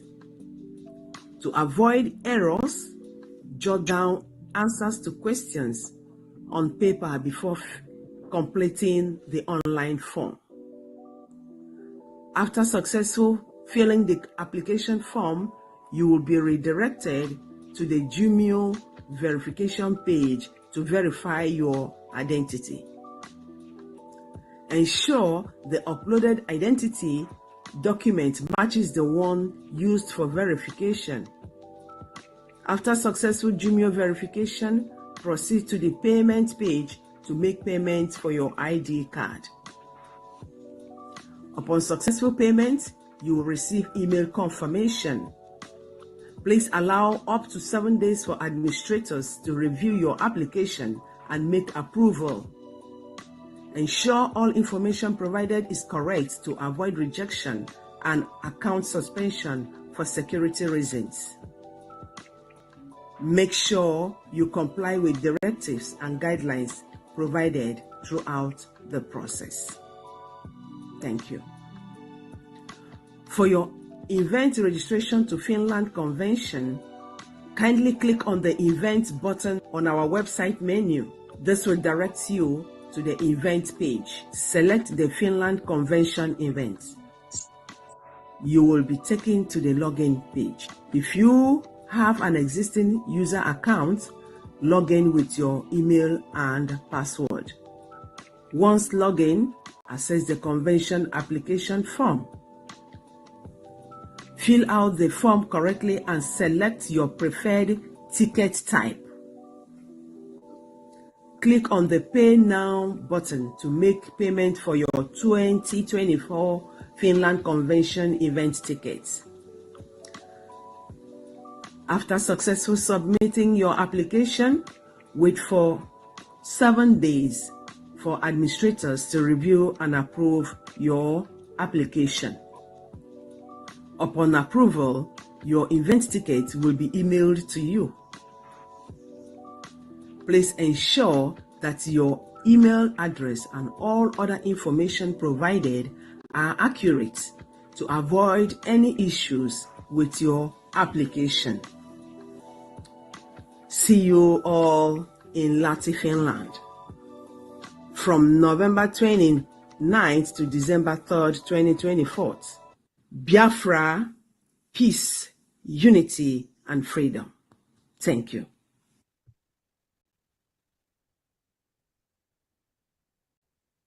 All righty. So thank you so much. That yes. Yeah. So that form, that link will be out, it will be shared. So kind of to remind us, if we forget something, we can always piggyback on that, and that will help us to remember. So Minister Sonny, we can just go ahead and take a few more questions and we're going to round it up. Please make your questions very brief, and then the answers also very brief, so we can round up hopefully in the next 20-25 minutes. Thank you.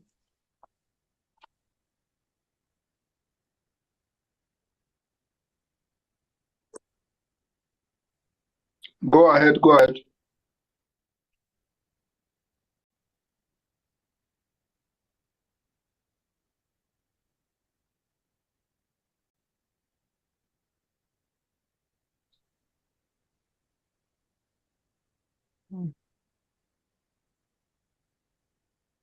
Am I unmuted? Yeah.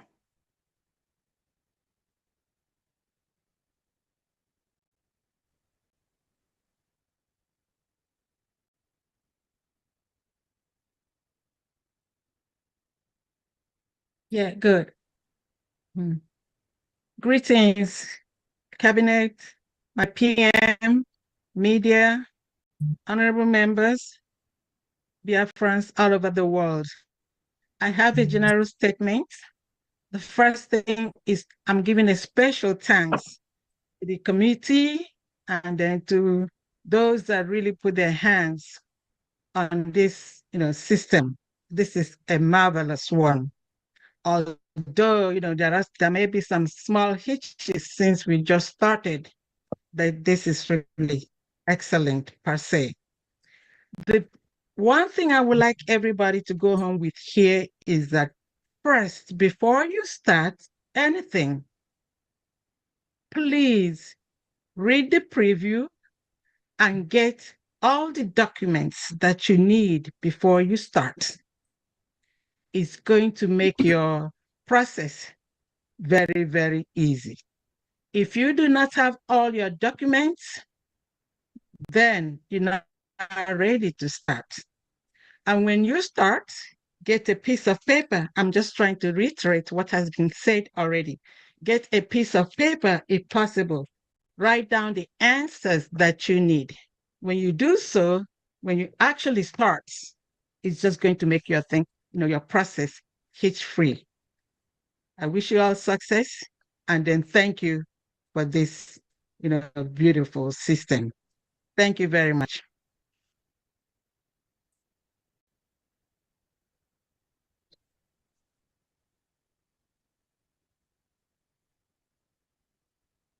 Hello, good evening, everyone. Hello, good evening. Can you hear me? We can hear you. Go ahead. Okay. Okay, good evening. My question goes like this. Since Wednesday last week, I make application for the Finland Convention. So I noticed that they have drawn the money in my bank, but I have not received anything again because when I fill the form, I have the same problem. Append. So we end there, and we are waiting for the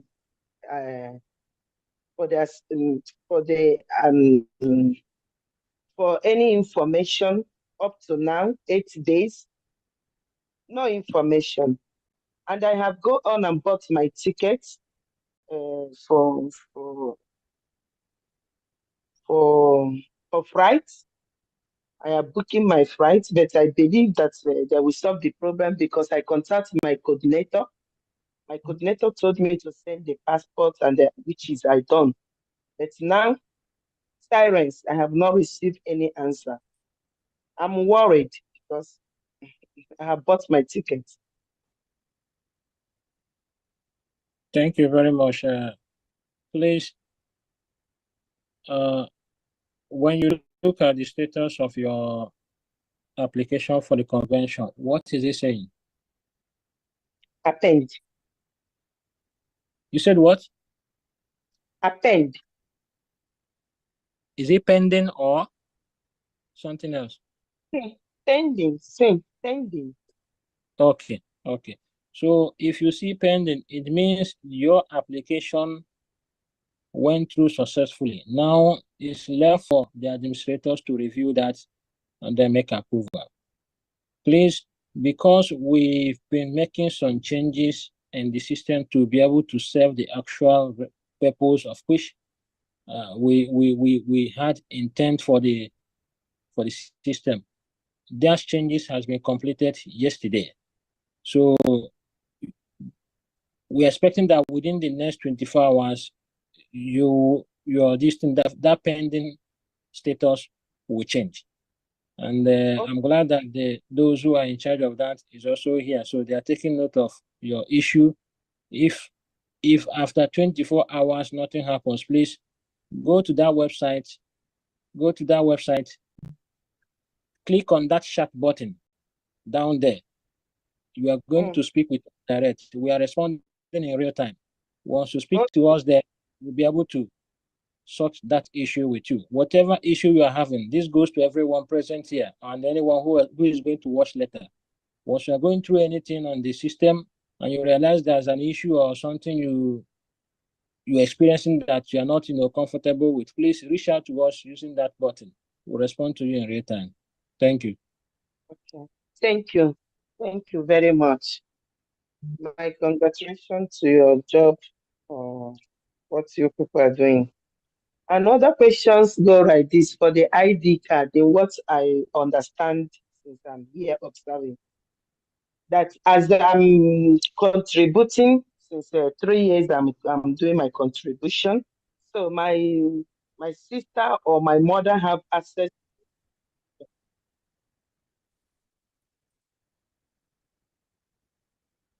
Hello. We can hear you now. Go ahead. Okay. In what I understand in ID for the application, that if I'm doing my contribution, that my mother or my sister have access to do with my receipt, they can use it to request for the ID. Is it what I understand in our PM explain now? No. If you're making donations, please provide evidence. And now the process has been made easier for those who find it difficult to compile that as a single document. No, I'm talking about my sister, my mother. They are not doing contribution, but I'm doing contribution. That's what I'm saying. That's what I say. You don't need to use your contribution give it to another person to use. Your contribution is your contribution, please. Okay, because I hear PM say that explaining something concerning maybe we can help our sisters or brothers that not do contribution to help them for the application. I think there's application form for people like that. If you review the application form page, there's application for them. For those who are not contributors, they have their own. So Okay. Thank you. Thank you very much. My question have done. Thank you. My greetings to everyone. Good day.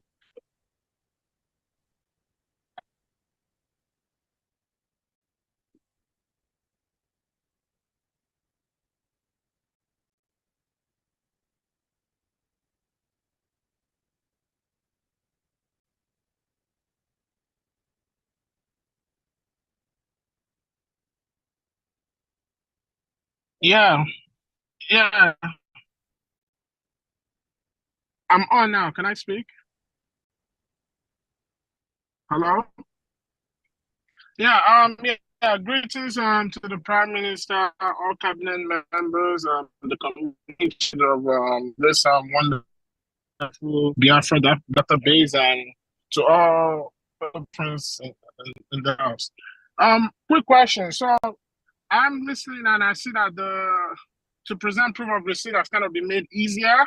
And concerning the template. So 2 questions. They said template is going to be created that the admins are going to be the one to fill it up regarding every of their members in their region that has been consistent with their donation. So what I want to know is on that template, when I'm giving out my information to my admin, is it my name only that is going to be filled on that template, or do I have the option of filling my number, just my mother, because I don't have no kids, none of my siblings have no kids, so filling them out so that when it's time for them to, after the actualization of Biafra, when they want to apply for their ID, will it also be possible, due to the fact that I was contributing consistently and engaging very actively, would they be allowed to get the special status on it due to the fact that I was active in it, and regarding the template that was created? Thank you. Yes, thank you very much. Okay, go ahead. I think contribution applies to your immediate family, and there is an option to fill in your family member's name on the certificate. If you actually, were you here when that was explained? Yeah, I was here, but you said immediate family. That's what I'm trying to find out. Immediate family, does it include like my sibling? Like I have I have four Yes, siblings, yes, and my yes, mother, please. my dad is deceased, so I don't. That's what Yes, I was asking. please let me elaborate on this so that we'll not get a conflicting information. When we talk about your immediate families, everybody should remember that immediate families, this application will also, like I've always said, will be handled and processed on individual basis. If you have immediate family members who are well-to-do, when I mean well-to-do, is somebody who is employed and have means of survival, just like you do, and the person is not or was not paying, supporting the Biafra liberation while you were supported, we are going to review your application on individual basis, meaning that we will look into those members of your family who had the opportunity to support but did not support. So they're not going to rely on you. That is number one. So the immediate family means your children, who may be a student, your wife, who may at that time be a housewife, if that is the case. These are the kind of immediate family members that you can list, but not your siblings who may be richer than you. So I want to make that point very, very clear. Your contribution cannot save them. Those who are richer than you, or who may be as well as rich as you are, and they are not supporting the struggle, waiting for you, your support to save them. That is not going to happen. So when you make this application, this is their name. We will investigate all of them individually as a government, because by then we have our independence. So we have the opportunity and the right to investigate every person who is a Biafra citizen before issuing our ID card. That's what I want everybody to know. Thank you. Thank you very much, Prime Minister. And this is also for the liaison officers and representatives to take note. You can only issue that certificate to your members and their immediate family. So that correction starts from the admin officers from their various locations. Thank you. So just to get it clear, the certificate can be only issued to me, the active member, and members of my family, like my siblings and my immediate family. That's if I have any kids who's dependent on me, right? Only you and your children who are unemployed. Okay. Thank you. Thank you.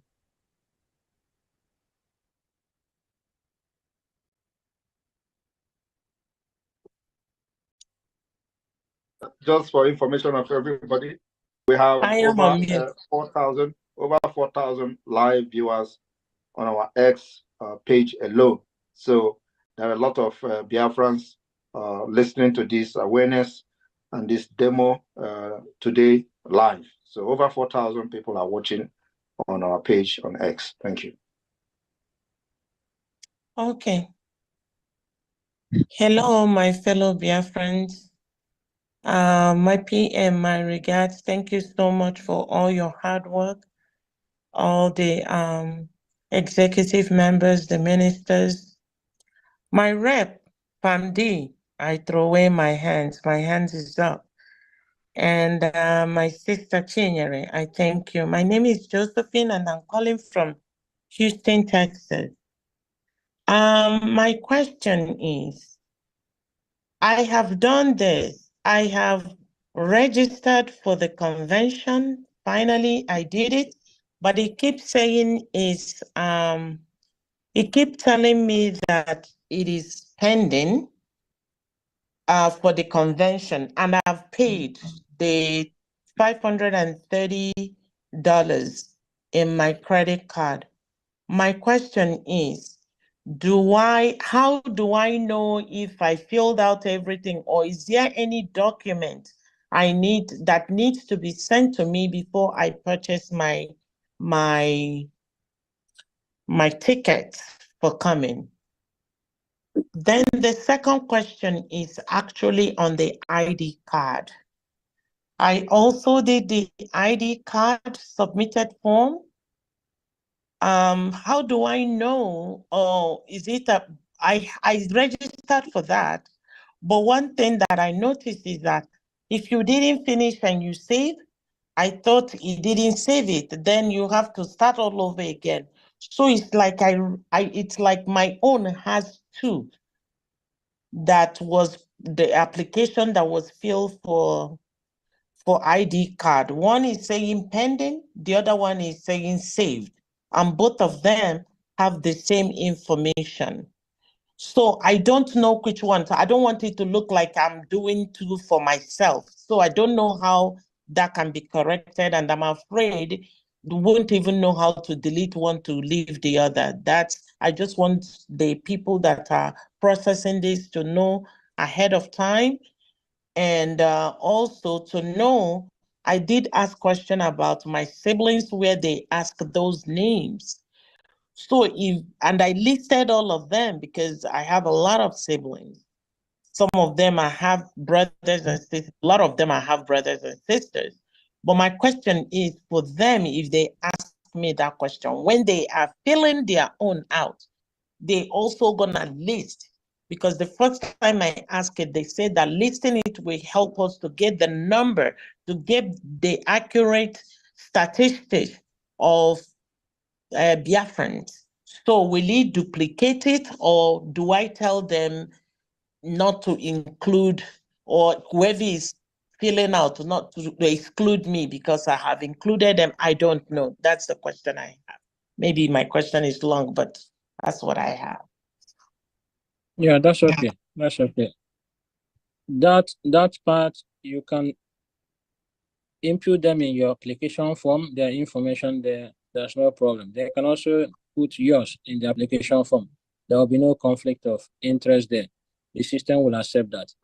Now, coming to your event, a Finland Convention event application, if it says pending, it means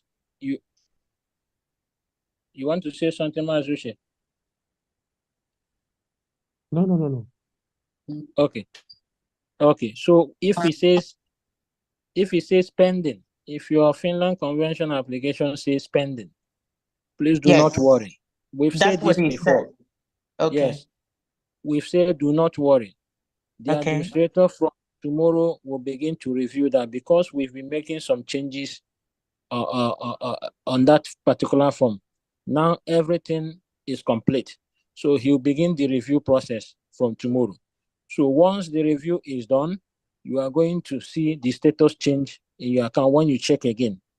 Now coming to the application form, if it's saying pending, it means you have not completed that application form. It's supposed to say complete. If it says complete, I mean the ID card application form, if it says complete, it means you've actually filled the form complete and then done the Jumio verification and made your payment. So if you fill the form the time that payment was first, before you have to pay first before you see the form. I did. So I paid. Yeah. So if you paid that time, you don't need to go and fill another form. So once you log into your system now and you want to go and check that form, it's likely the system will ask you, do you want to view your saved application form? He wasn't saving it initially because what I was experiencing is that when I stop where, you fill some because you have some information based on the meeting we had on the 10th, was it on the 10th or on the 9th, on Sunday? And we were talking about how to gather our support, our payment and all that. So I didn't download that. I didn't do that. So I saved, but it wouldn't let you. It would keep telling you going to places where you have not completed information until you do that. So it was yesterday now, which was 11th, that I finally finished and attached every information asked, including that my evidence of supporting Biafra and with my passport. But after I finished, instead of it telling me completed, even though I put everything, he put it as saved. And then the other one, there on one on top of it is saying pending. So I don't know. None gave me completed. That's where. So, like I was saying, you are still making a mistake. When you imputed those informations or uploaded your receipt and things, you do not supposed to click save. You're supposed to click submit. So when you click submit, the system will take you immediately to the Jumio verification page for you to undergo the verification process. After that, and then it will be complete. That is if you have paid before already. Yes, I But now have, that and I can show the so evidence I paid. But what do I do now so I can correct it? Listen to what I'm saying. Okay. Since you have paid, you don't need to worry. Just once you go back to edit the form, check if the form fields are correct, click on submit. It will take you to Jumio verification. Once you are done with Jumio verification, because you have paid already, it's not going to take you then to the payment page. It will now say complete. So what is remaining now for you to do is to go through that Jumio verification. And for you to do that, you must submit that form again. You don't need to click on save. You must submit it so that it will take you to the Jumio verification process. Wait, please. I'm sorry. Where do I go? I'm looking at this. I'm in front of it, and I'm seeing two of them. So where do I go click to do this thing you are saying? Do I go to where it says action? See what will happen. Please see what will happen so that we can save all of us time. Kindly use the chat button on that screen after this program is over. Use that chat button and chat with us. We will take you through the process, please. The one that says contact support? No. If you open the website, there's an. If you come to the home page, if you come to the home page, there should be a small button, bottom right. It will pop up. It says we are here. Okay. Yeah. Okay. So use that to reach out to us. We will assist you after this program is over. Okay. Thank you so much. All right. Mm-hmm. Yeah, and please, I wanted to add that those of you that are here and your questions has been addressed, please, if there is something more you want to know, please reach out to the support by going through the chat window like our administrator just said now, rather than coming to ask the same questions, because we want to save time so that we can go back to work and get these issues resolved as quickly as possible. So please, if your questions have been responded to here, please do not ask those questions again. Thank you very much.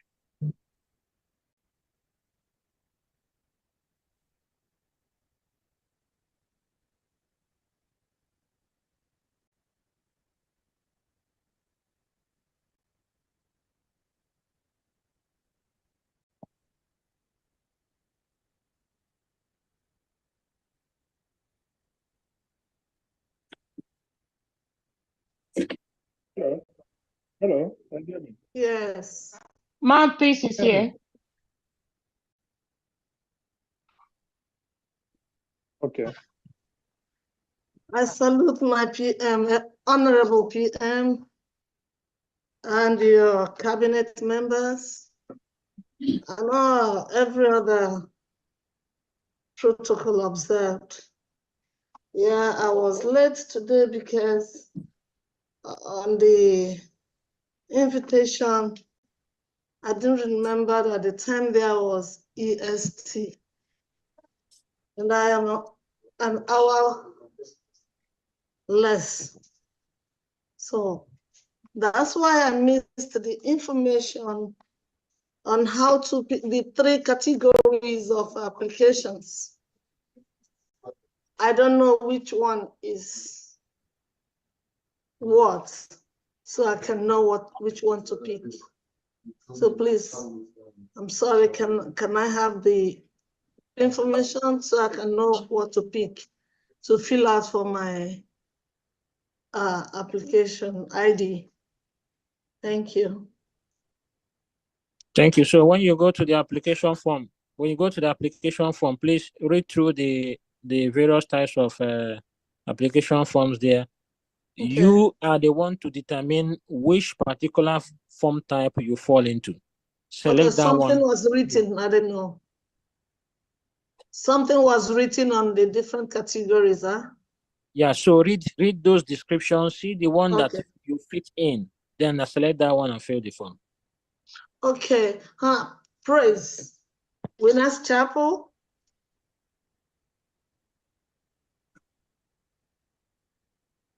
Okay, thank you Hello. so much. That's my question. Okay. And I appreciate what you do, praise. This is excellent. God bless you for your good work. And every one of you there. Thank God. I just thank God for what He is using all of you to do for us. And I know we will all rejoice. God bless. Thank you.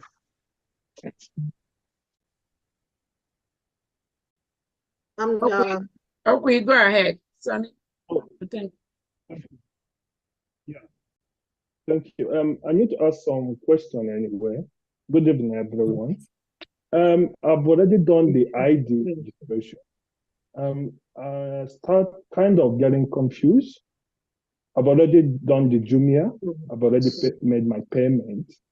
But when I looked at my dashboard, it's telling me I've already submitted, and then my form is also unpending. Do you know what is going on? Sorry, when did you join this program? No long ago. Were you listening when our administrator just explained almost exactly the same? Each and every one of us.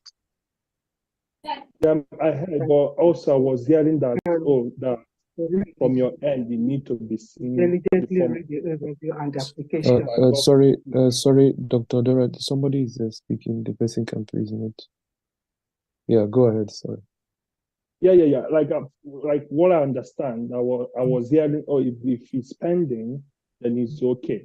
But also I'm hearing another one, it needs to be complete. So I got confused. I wanted to ask question just to verify everything you guys was talking about. Her case is different from your case, so you do not need to worry. Once yours is pending, you just have to hold on until your case has been processed, and then you get a feedback. Okay. Thank you There's very much. something else. Let me quickly add this. If your application for an ID card is on pending, there's something you are not doing. There's something you are doing wrong. Exactly. Your application is supposed to stay complete. Yeah, I mean, this goes to everyone. If you go through the Jumia verification and it didn't say successful, did you say successful that you have done the verification is successful? Yes. So once the Jumia verification was successful, it took me to payment straight away. So what you are going to do, please reach out to us using the chat button on the homepage of the BSA website. We'll look into your matter. Thank you. Okay. There's something I need to drop in, because when I was doing my registration, anyone that is doing their own, they need to make sure they have all the required documents. If they do not, the system will time them out. Does that make sense? Yeah, it works like that. Yeah. So if they are not fast enough, the system will time them out.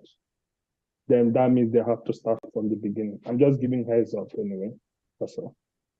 Yeah, we've actually addressed that issue. That they need to take. The reason why we are doing this is that, there are a lot of malicious people with malicious intent, looking for potholes, looking for loopholes, looking for a means to manipulate whatever system they lay their hands on. So our own system is also a target. So we need to think like them and also look for ways to mitigate for the attacks. So these are part of the security measures in place. So do bear with us, everyone. For you to be able to go through this process, we have said what you need to do.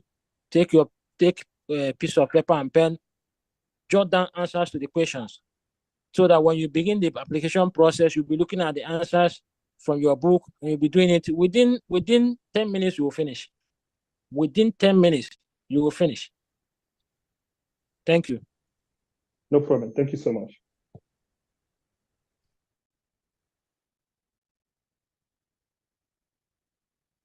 Thank you so much, Minister Sonia Barawa. Greetings to you, Your Excellency Mazi Simon Ekpa, our Prime Minister, and to all the ministers present. Greetings to you, all Biafrans. I've already paid for the event and the ID card, like 6:30, and the thing is that when I was filling the form, even if you have up to like 20 siblings, it wants you to put down the date of birth and all that. And one thing with Nigeria, some people change their date of birth just not to get out of work, so they keep on staying in their, so that they don't retire early. So, and another, when you put in your parents, if they are deceased, it keeps telling you to put their phone number. And every time I feel it, I'm like, they're no longer living, and then you have to put the phone number, you have to put phone number. And when I want to submit, it brings me back again. So, but after, eventually when it allowed me, it made me pay, and I don't know how it went, but it didn't take me to the general verification. So I don't know if I have to contact my coordinator to see if I can give them my details, so that those who are processing this application and event verification can just do mine. I don't know what else to do. So I just wanted to ask. Thank you. Yeah, ma'am, to quickly answer that, there's a chat section, like Praise has said. When you log into your account, there's a chat section where you can chat them and you will get the help you need. That's what you need to do. When you log into your account and you're having any problem, there is a chat section on the lower bottom corner. Click on that and send questions there. Somebody is gonna be able to help you out. And for those that have their applications on pending status, you can also go to the chat section when you log in and send information, and somebody will be able to get back to you. Thank you so much. Thank you, Chief of Staff, Dr. Ngozi. Thank you so much. You're welcome.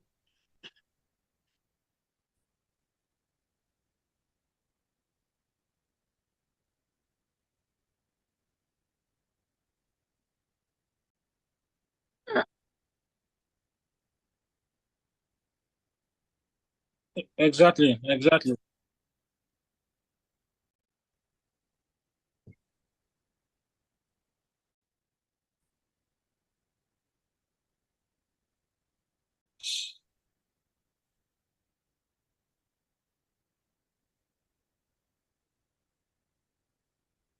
Can we take the next few questions? Because we got to round up, Sonny, please. And those people asking.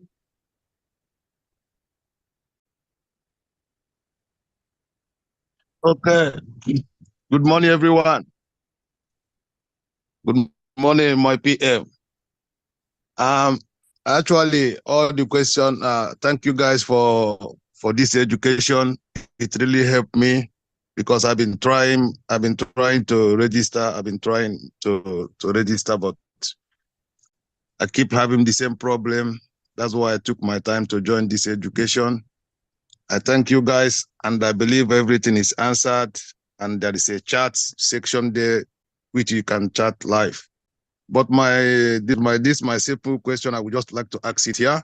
So when you go to where they say children, and again, you say children over 18 years should have separate application. So what do I have to do there? Do I need to skip the over 18 and put the below 18 one? Thank you. That's just my question. So when you get to the form, there's one for 12 years and under, and there's one for 13 years to 17 years. So if your child your daughter or your son falls within any of that category, please select that particular form and fill for them. Okay, thank you. Thank you very much, Praise. Thank you for good work. I thank you guys, Sonia Barawa, all the cabinet members. Thank you guys. Thank you very much for all the good work we are doing. I will try again. Hopefully I will be successful this time. Thank you. All right.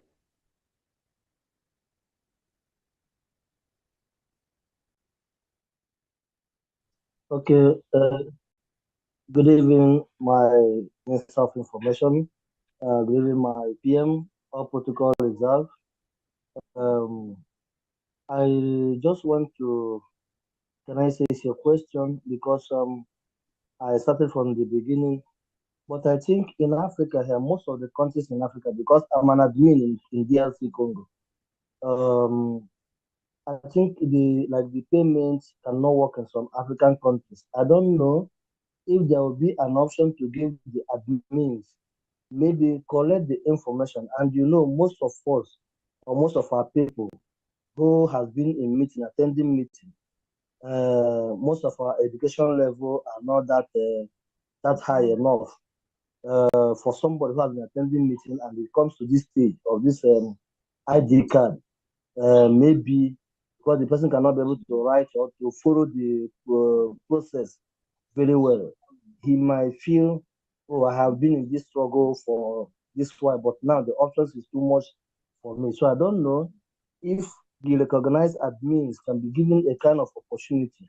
You collect the data, the names and everything, and because there's something happened here. Anyway, you give ID card in this country, there's the officer that signed it. So the name of that officer is recognized. In case if there's anything, they will trace that officer who gave the ID card or the form to the person. Why do you register unknown person or somebody who is like this? So I don't know if we are going to adopt something like that for Africa here. Any admin that collected data for somebody and we later find out that that person, there is a comma in that person. So that admin should be traced and he will answer the queries. So I don't know if that option can be. When you collect it, you forward it to appropriate channels so that they can be able to implement the ID card to help our people who have been in this struggle, contributing in one way or the other constantly. So I don't know, because I have seen even the payments and all those things, the process is too long. You're able to carry most of our people on. I don't know. It's my own humble suggestion. Thank you. I think your suggestion is awesome. In fact, this your suggestion was part of the feature we wanted to add before.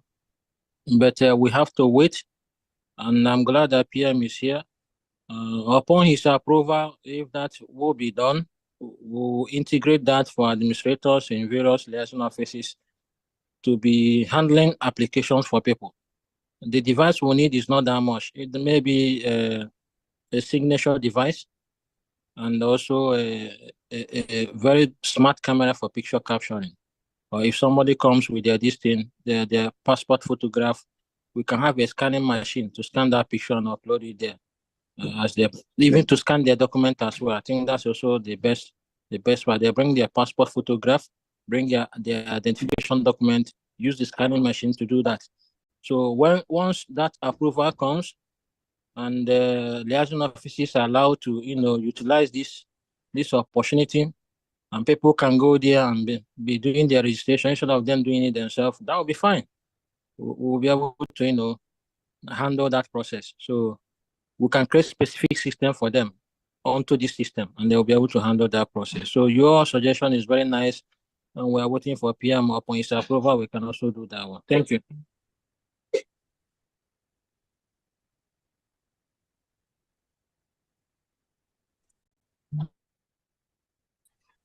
Good evening, everyone. I kindly appreciate your good works.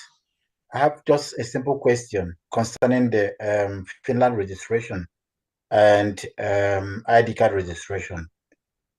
The question is, must it be Gmail account And must it be the same Gmail account that I used during the voting? If not, I would like to know if I can be able to use other of my emails to do the registrations. Thank you.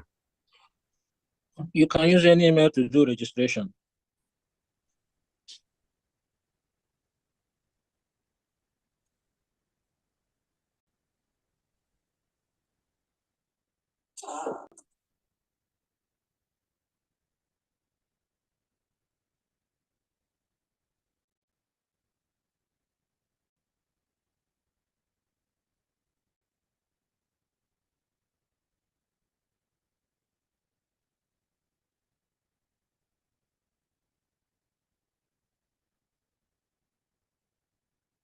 Hello, can you hear me? Very good. Thank you, Mazi, Sonny, and thank you, PM, and all the cabinets. Thank you. My question is concerning some of our relatives that are back home. Number one, there are a lot of them that have no job, and they don't have a means of making donations. Can any of their family members in diaspora help on their behalf to make donations in their name? And that should be also accepted to, have done something for the for what we're doing. And the second thing, again, to add is for them that are in diaspora, the zoo with because any identification from the zoo is not to be accepted. Can they use maybe the receipt for voting? Can that also kind of qualify them as an ID to help them register for the ID, since they cannot use the zoo ID cards or anything? Thank you. So your question is about those in the homeland, right? Yes. So those in the homeland do not need to apply for any ID card at this moment. Oh. They are not allowed. Okay. All right. Thank you. Thank you.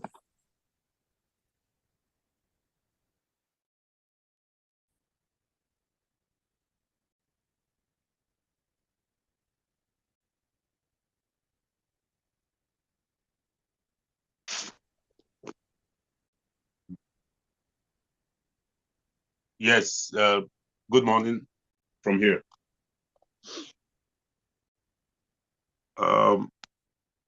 Yes, I want to ask a question regarding the receipt issue, because here in Hong Kong, we've not been issued any receipt prior to the payment of the contribution of this struggle.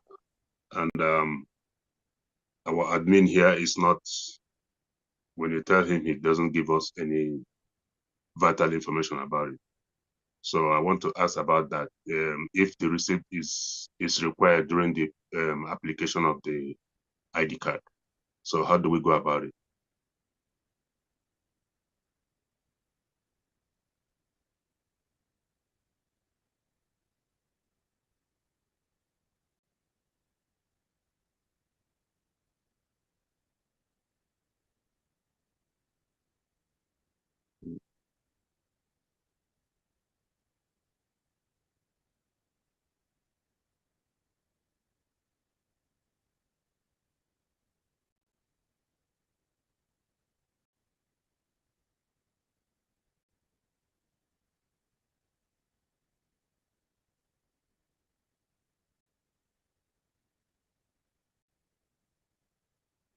Okay, thank you very much. Thank you very much.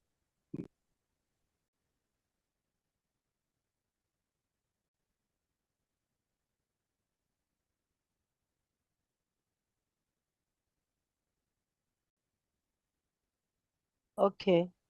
Thank you. Thank you again. Can you hear me? The weather. Hello. Can the, okay. Sorry, it's just a little question. It's regarding the ID card. You know, there is a place that you have to fill in your kids. Yeah, but inside the country you will. Hello? Hello? It's very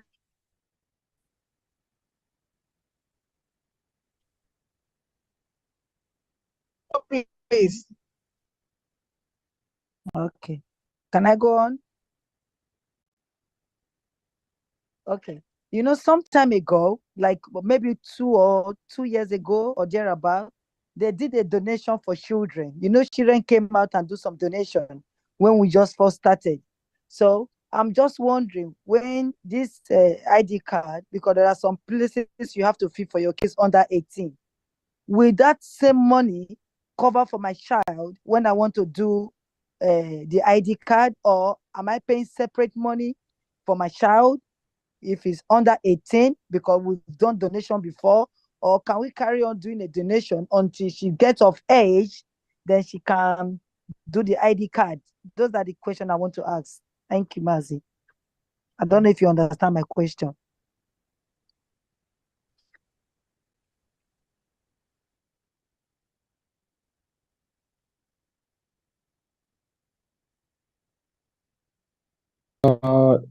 Did you go through the instructions before the applications? Because there's an overview which would help you to understand these processes. So did you have the time to go through it? No, I have not filled that one yet. I only just did the Finland a part of it, but the ID card I have one. But I know you when you through your explanation, you were telling us that there is a part for your children. So I was just wondering if the $100 would cover for me with my You're talking child. about donation. No, I'm not. No No. payment for the ID card. Then if it's Yes, payment for the ID card, then it ID card. means that I'm only rephrasing to children that have done donation in the past. But the thing is, I'm referring to the ID card because there are some part there that you have to put in your child that is under. since you have not read the overview, go through the overview. It will give you more information and it will answer these questions that you need now. And if you do not get it, then contact the admin through the chat. Okay, thank you. Yeah, thank you very much.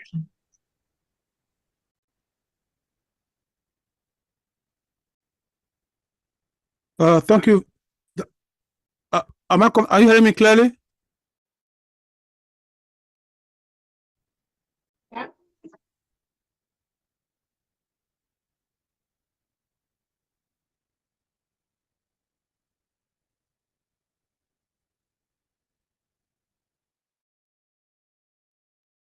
I have unmuted myself. Am I coming out clearly? The question I want to ask is this. In filling the ID card, for example, where we say we should put our spouse and children, is it compulsory that we must pay for them before we pay before the ID card will be released to us, or we could just put their names, but we'll apply for my own separately so that I'll get mine? Then by the time I'm buoyant in money, then I can do theirs. That's what I want to ask. Thank you very much. That's the question. So your application form, please. Any information in your own application form, you need to fill it. That application form is for you. When it's time for you to apply for your children, your daughter or your son, please select their preferred application type. Make sure that you fill their own information, all the parts required, and then make payment for their own.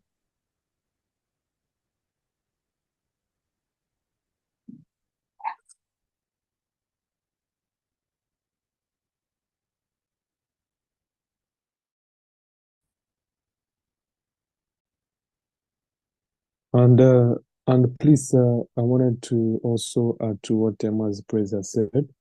Please, let's not forget that this application process is also a data collection process.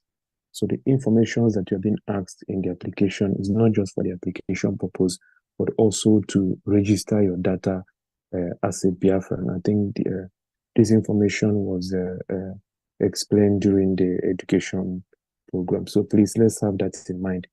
that all application is on individual basis, that you have to fill out your children's name in your own application. It's just the data process whereby you identify with your immediate family and your extended family in your own data registration. Thank you very much.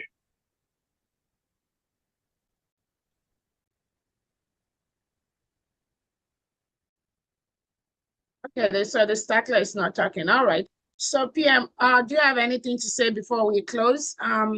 Again, we thank everybody here, and let's see if there's anything PM has to say, then I'll just close, and then PM, do you have something to say?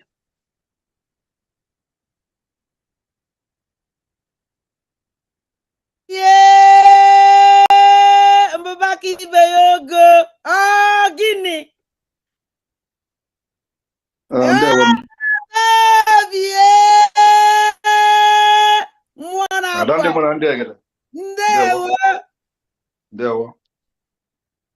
Yes, I want to thank everyone for a well-organized presentation, and Biafra people have followed the first ever demo on Biafra Security Administration.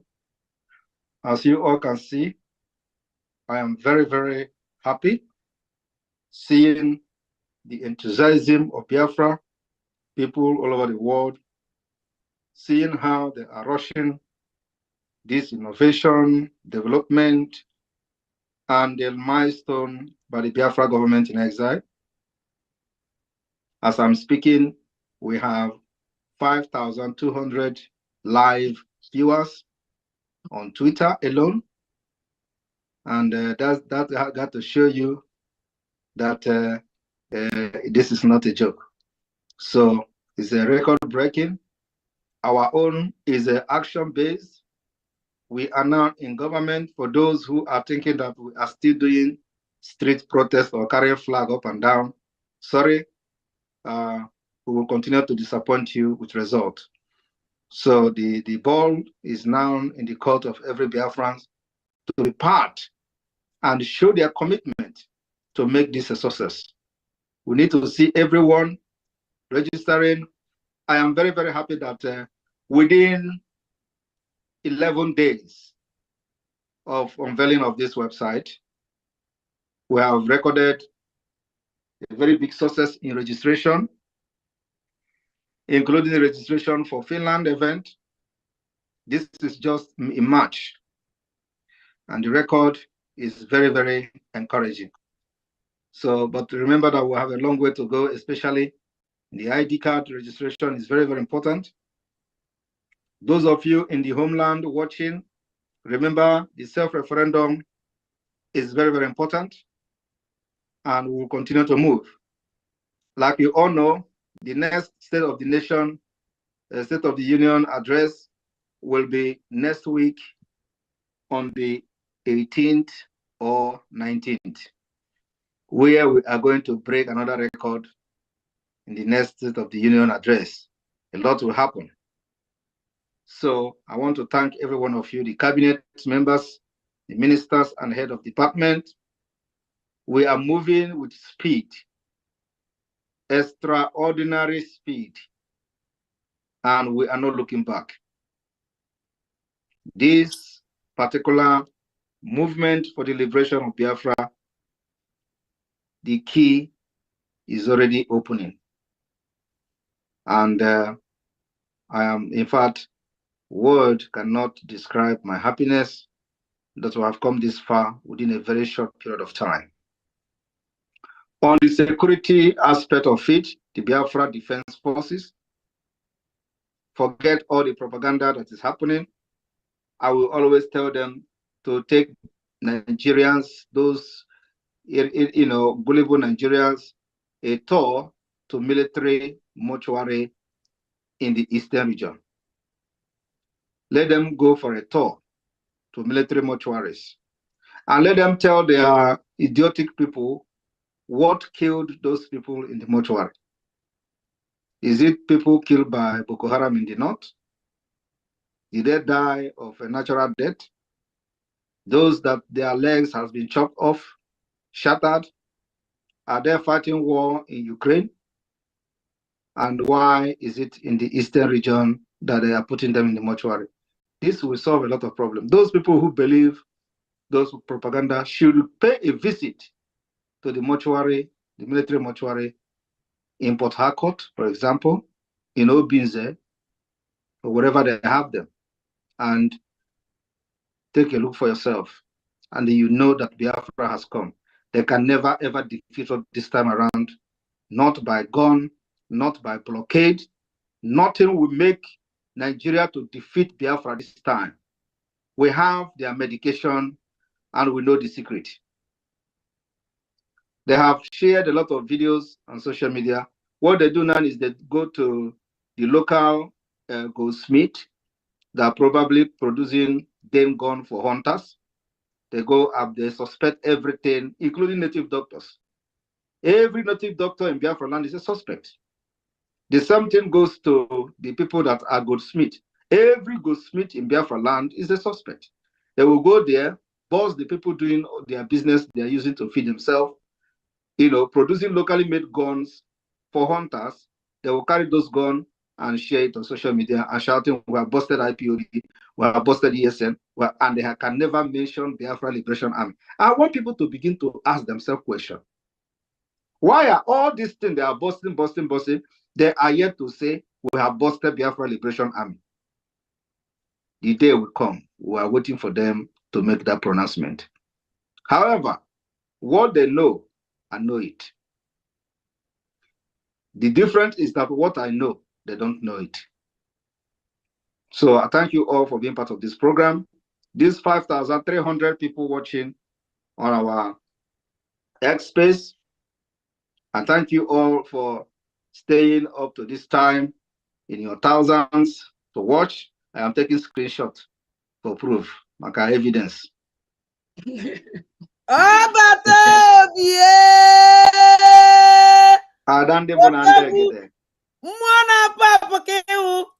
Ebe a na-aba aba anyị ga-abịa wepụta ogirigara ọja dị ikuku ọja na mmụọ onye ụkọrọ mmụọ isi na-ebu ogidi ndewo.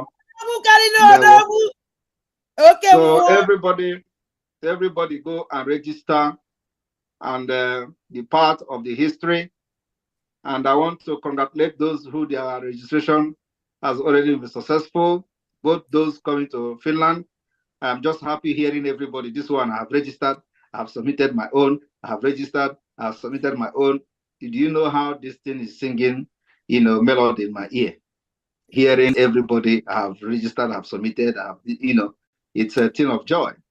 And in Finland, history will be made. I just pity those who will not make it to Finland, because you cannot be part of this program, part of this movement, struggle everything, and we had the opportunity to make your name be in the book. And you are not coming. I thank you all.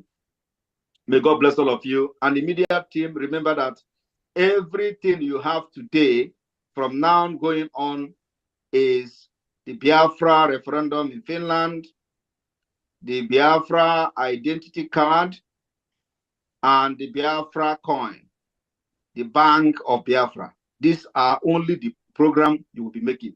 Forget all the IPOB Nigeria. We give them job. Don't follow their path.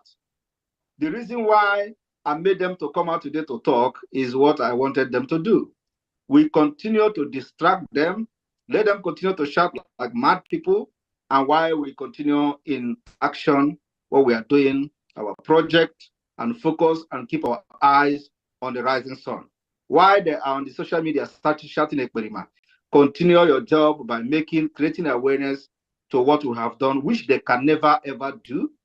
They don't have the idea, they don't have the the technical know-how, they have no vision, they have nothing to offer. So only thing they have to offer is to shout Ekperima. And when they shout Ekperima, they promote me. That's why I gave them that job. And any day they stop shouting it, I will create another thing on social media. and you will see them running up and down. That's how I'll be keeping them busy. So the next thing I will post, once I see that they are no longer talking, like they did in January, you know, they did it in January, nobody was talking about me. I was like, how can I manage this? I went and brought one picture. Then I posted it, and that was how all of them run out. So once this one is going down now, I will bring another one that can break their heart. They can never stay without talking about me. So this is what we're going to do. Before they know it, we are already half of the year. Before they know it, we are in October. Before they know it, they will be shouting, everybody is taking flight to Finland. Before they know it, they will be watching our live broadcast from Finland. Before they know it, they will be there on social media shouting, we are declared the restoration of independent state of Biafra. Before they know what did happen, we have crossed the border and we are in Biafra land. That's how it is going to happen. And they will continue to shout on social media. We have gone very, very far and left them. So my people, focus on this particular project we have now. Create more awareness where people are asking questions, answer their question. Every media personnel, this is a directive. I do not want to see anybody talking about this one, PM say this one, or the IPOB Nigeria, they do that one. No, don't talk about them, please. All you have to talk about now is the project we presented to Biafrans here today. This is the most important thing. There is nothing else.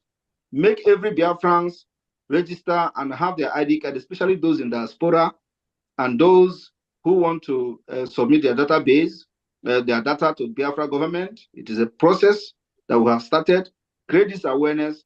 And you know, in a few days' time, I can always say in a few days' time, a lot of things will come out. And the enemy, again, will be put to shame. So let us focus on this project we have now and create this awareness. Please, the media team is a directive. I thank every one of you from here, from me. It's good evening. Thank you so much, PM. Thank you. And then thank you so much, all the viewers. And that brings us to the end of this presentation. And like we advise every Biafran, if you're having any problem, ask your question on the chat section inside the website, and somebody is going to attend to you real time within the shortest possible time. Thank you so much and have a good evening or good night. Bye, everybody. Bye.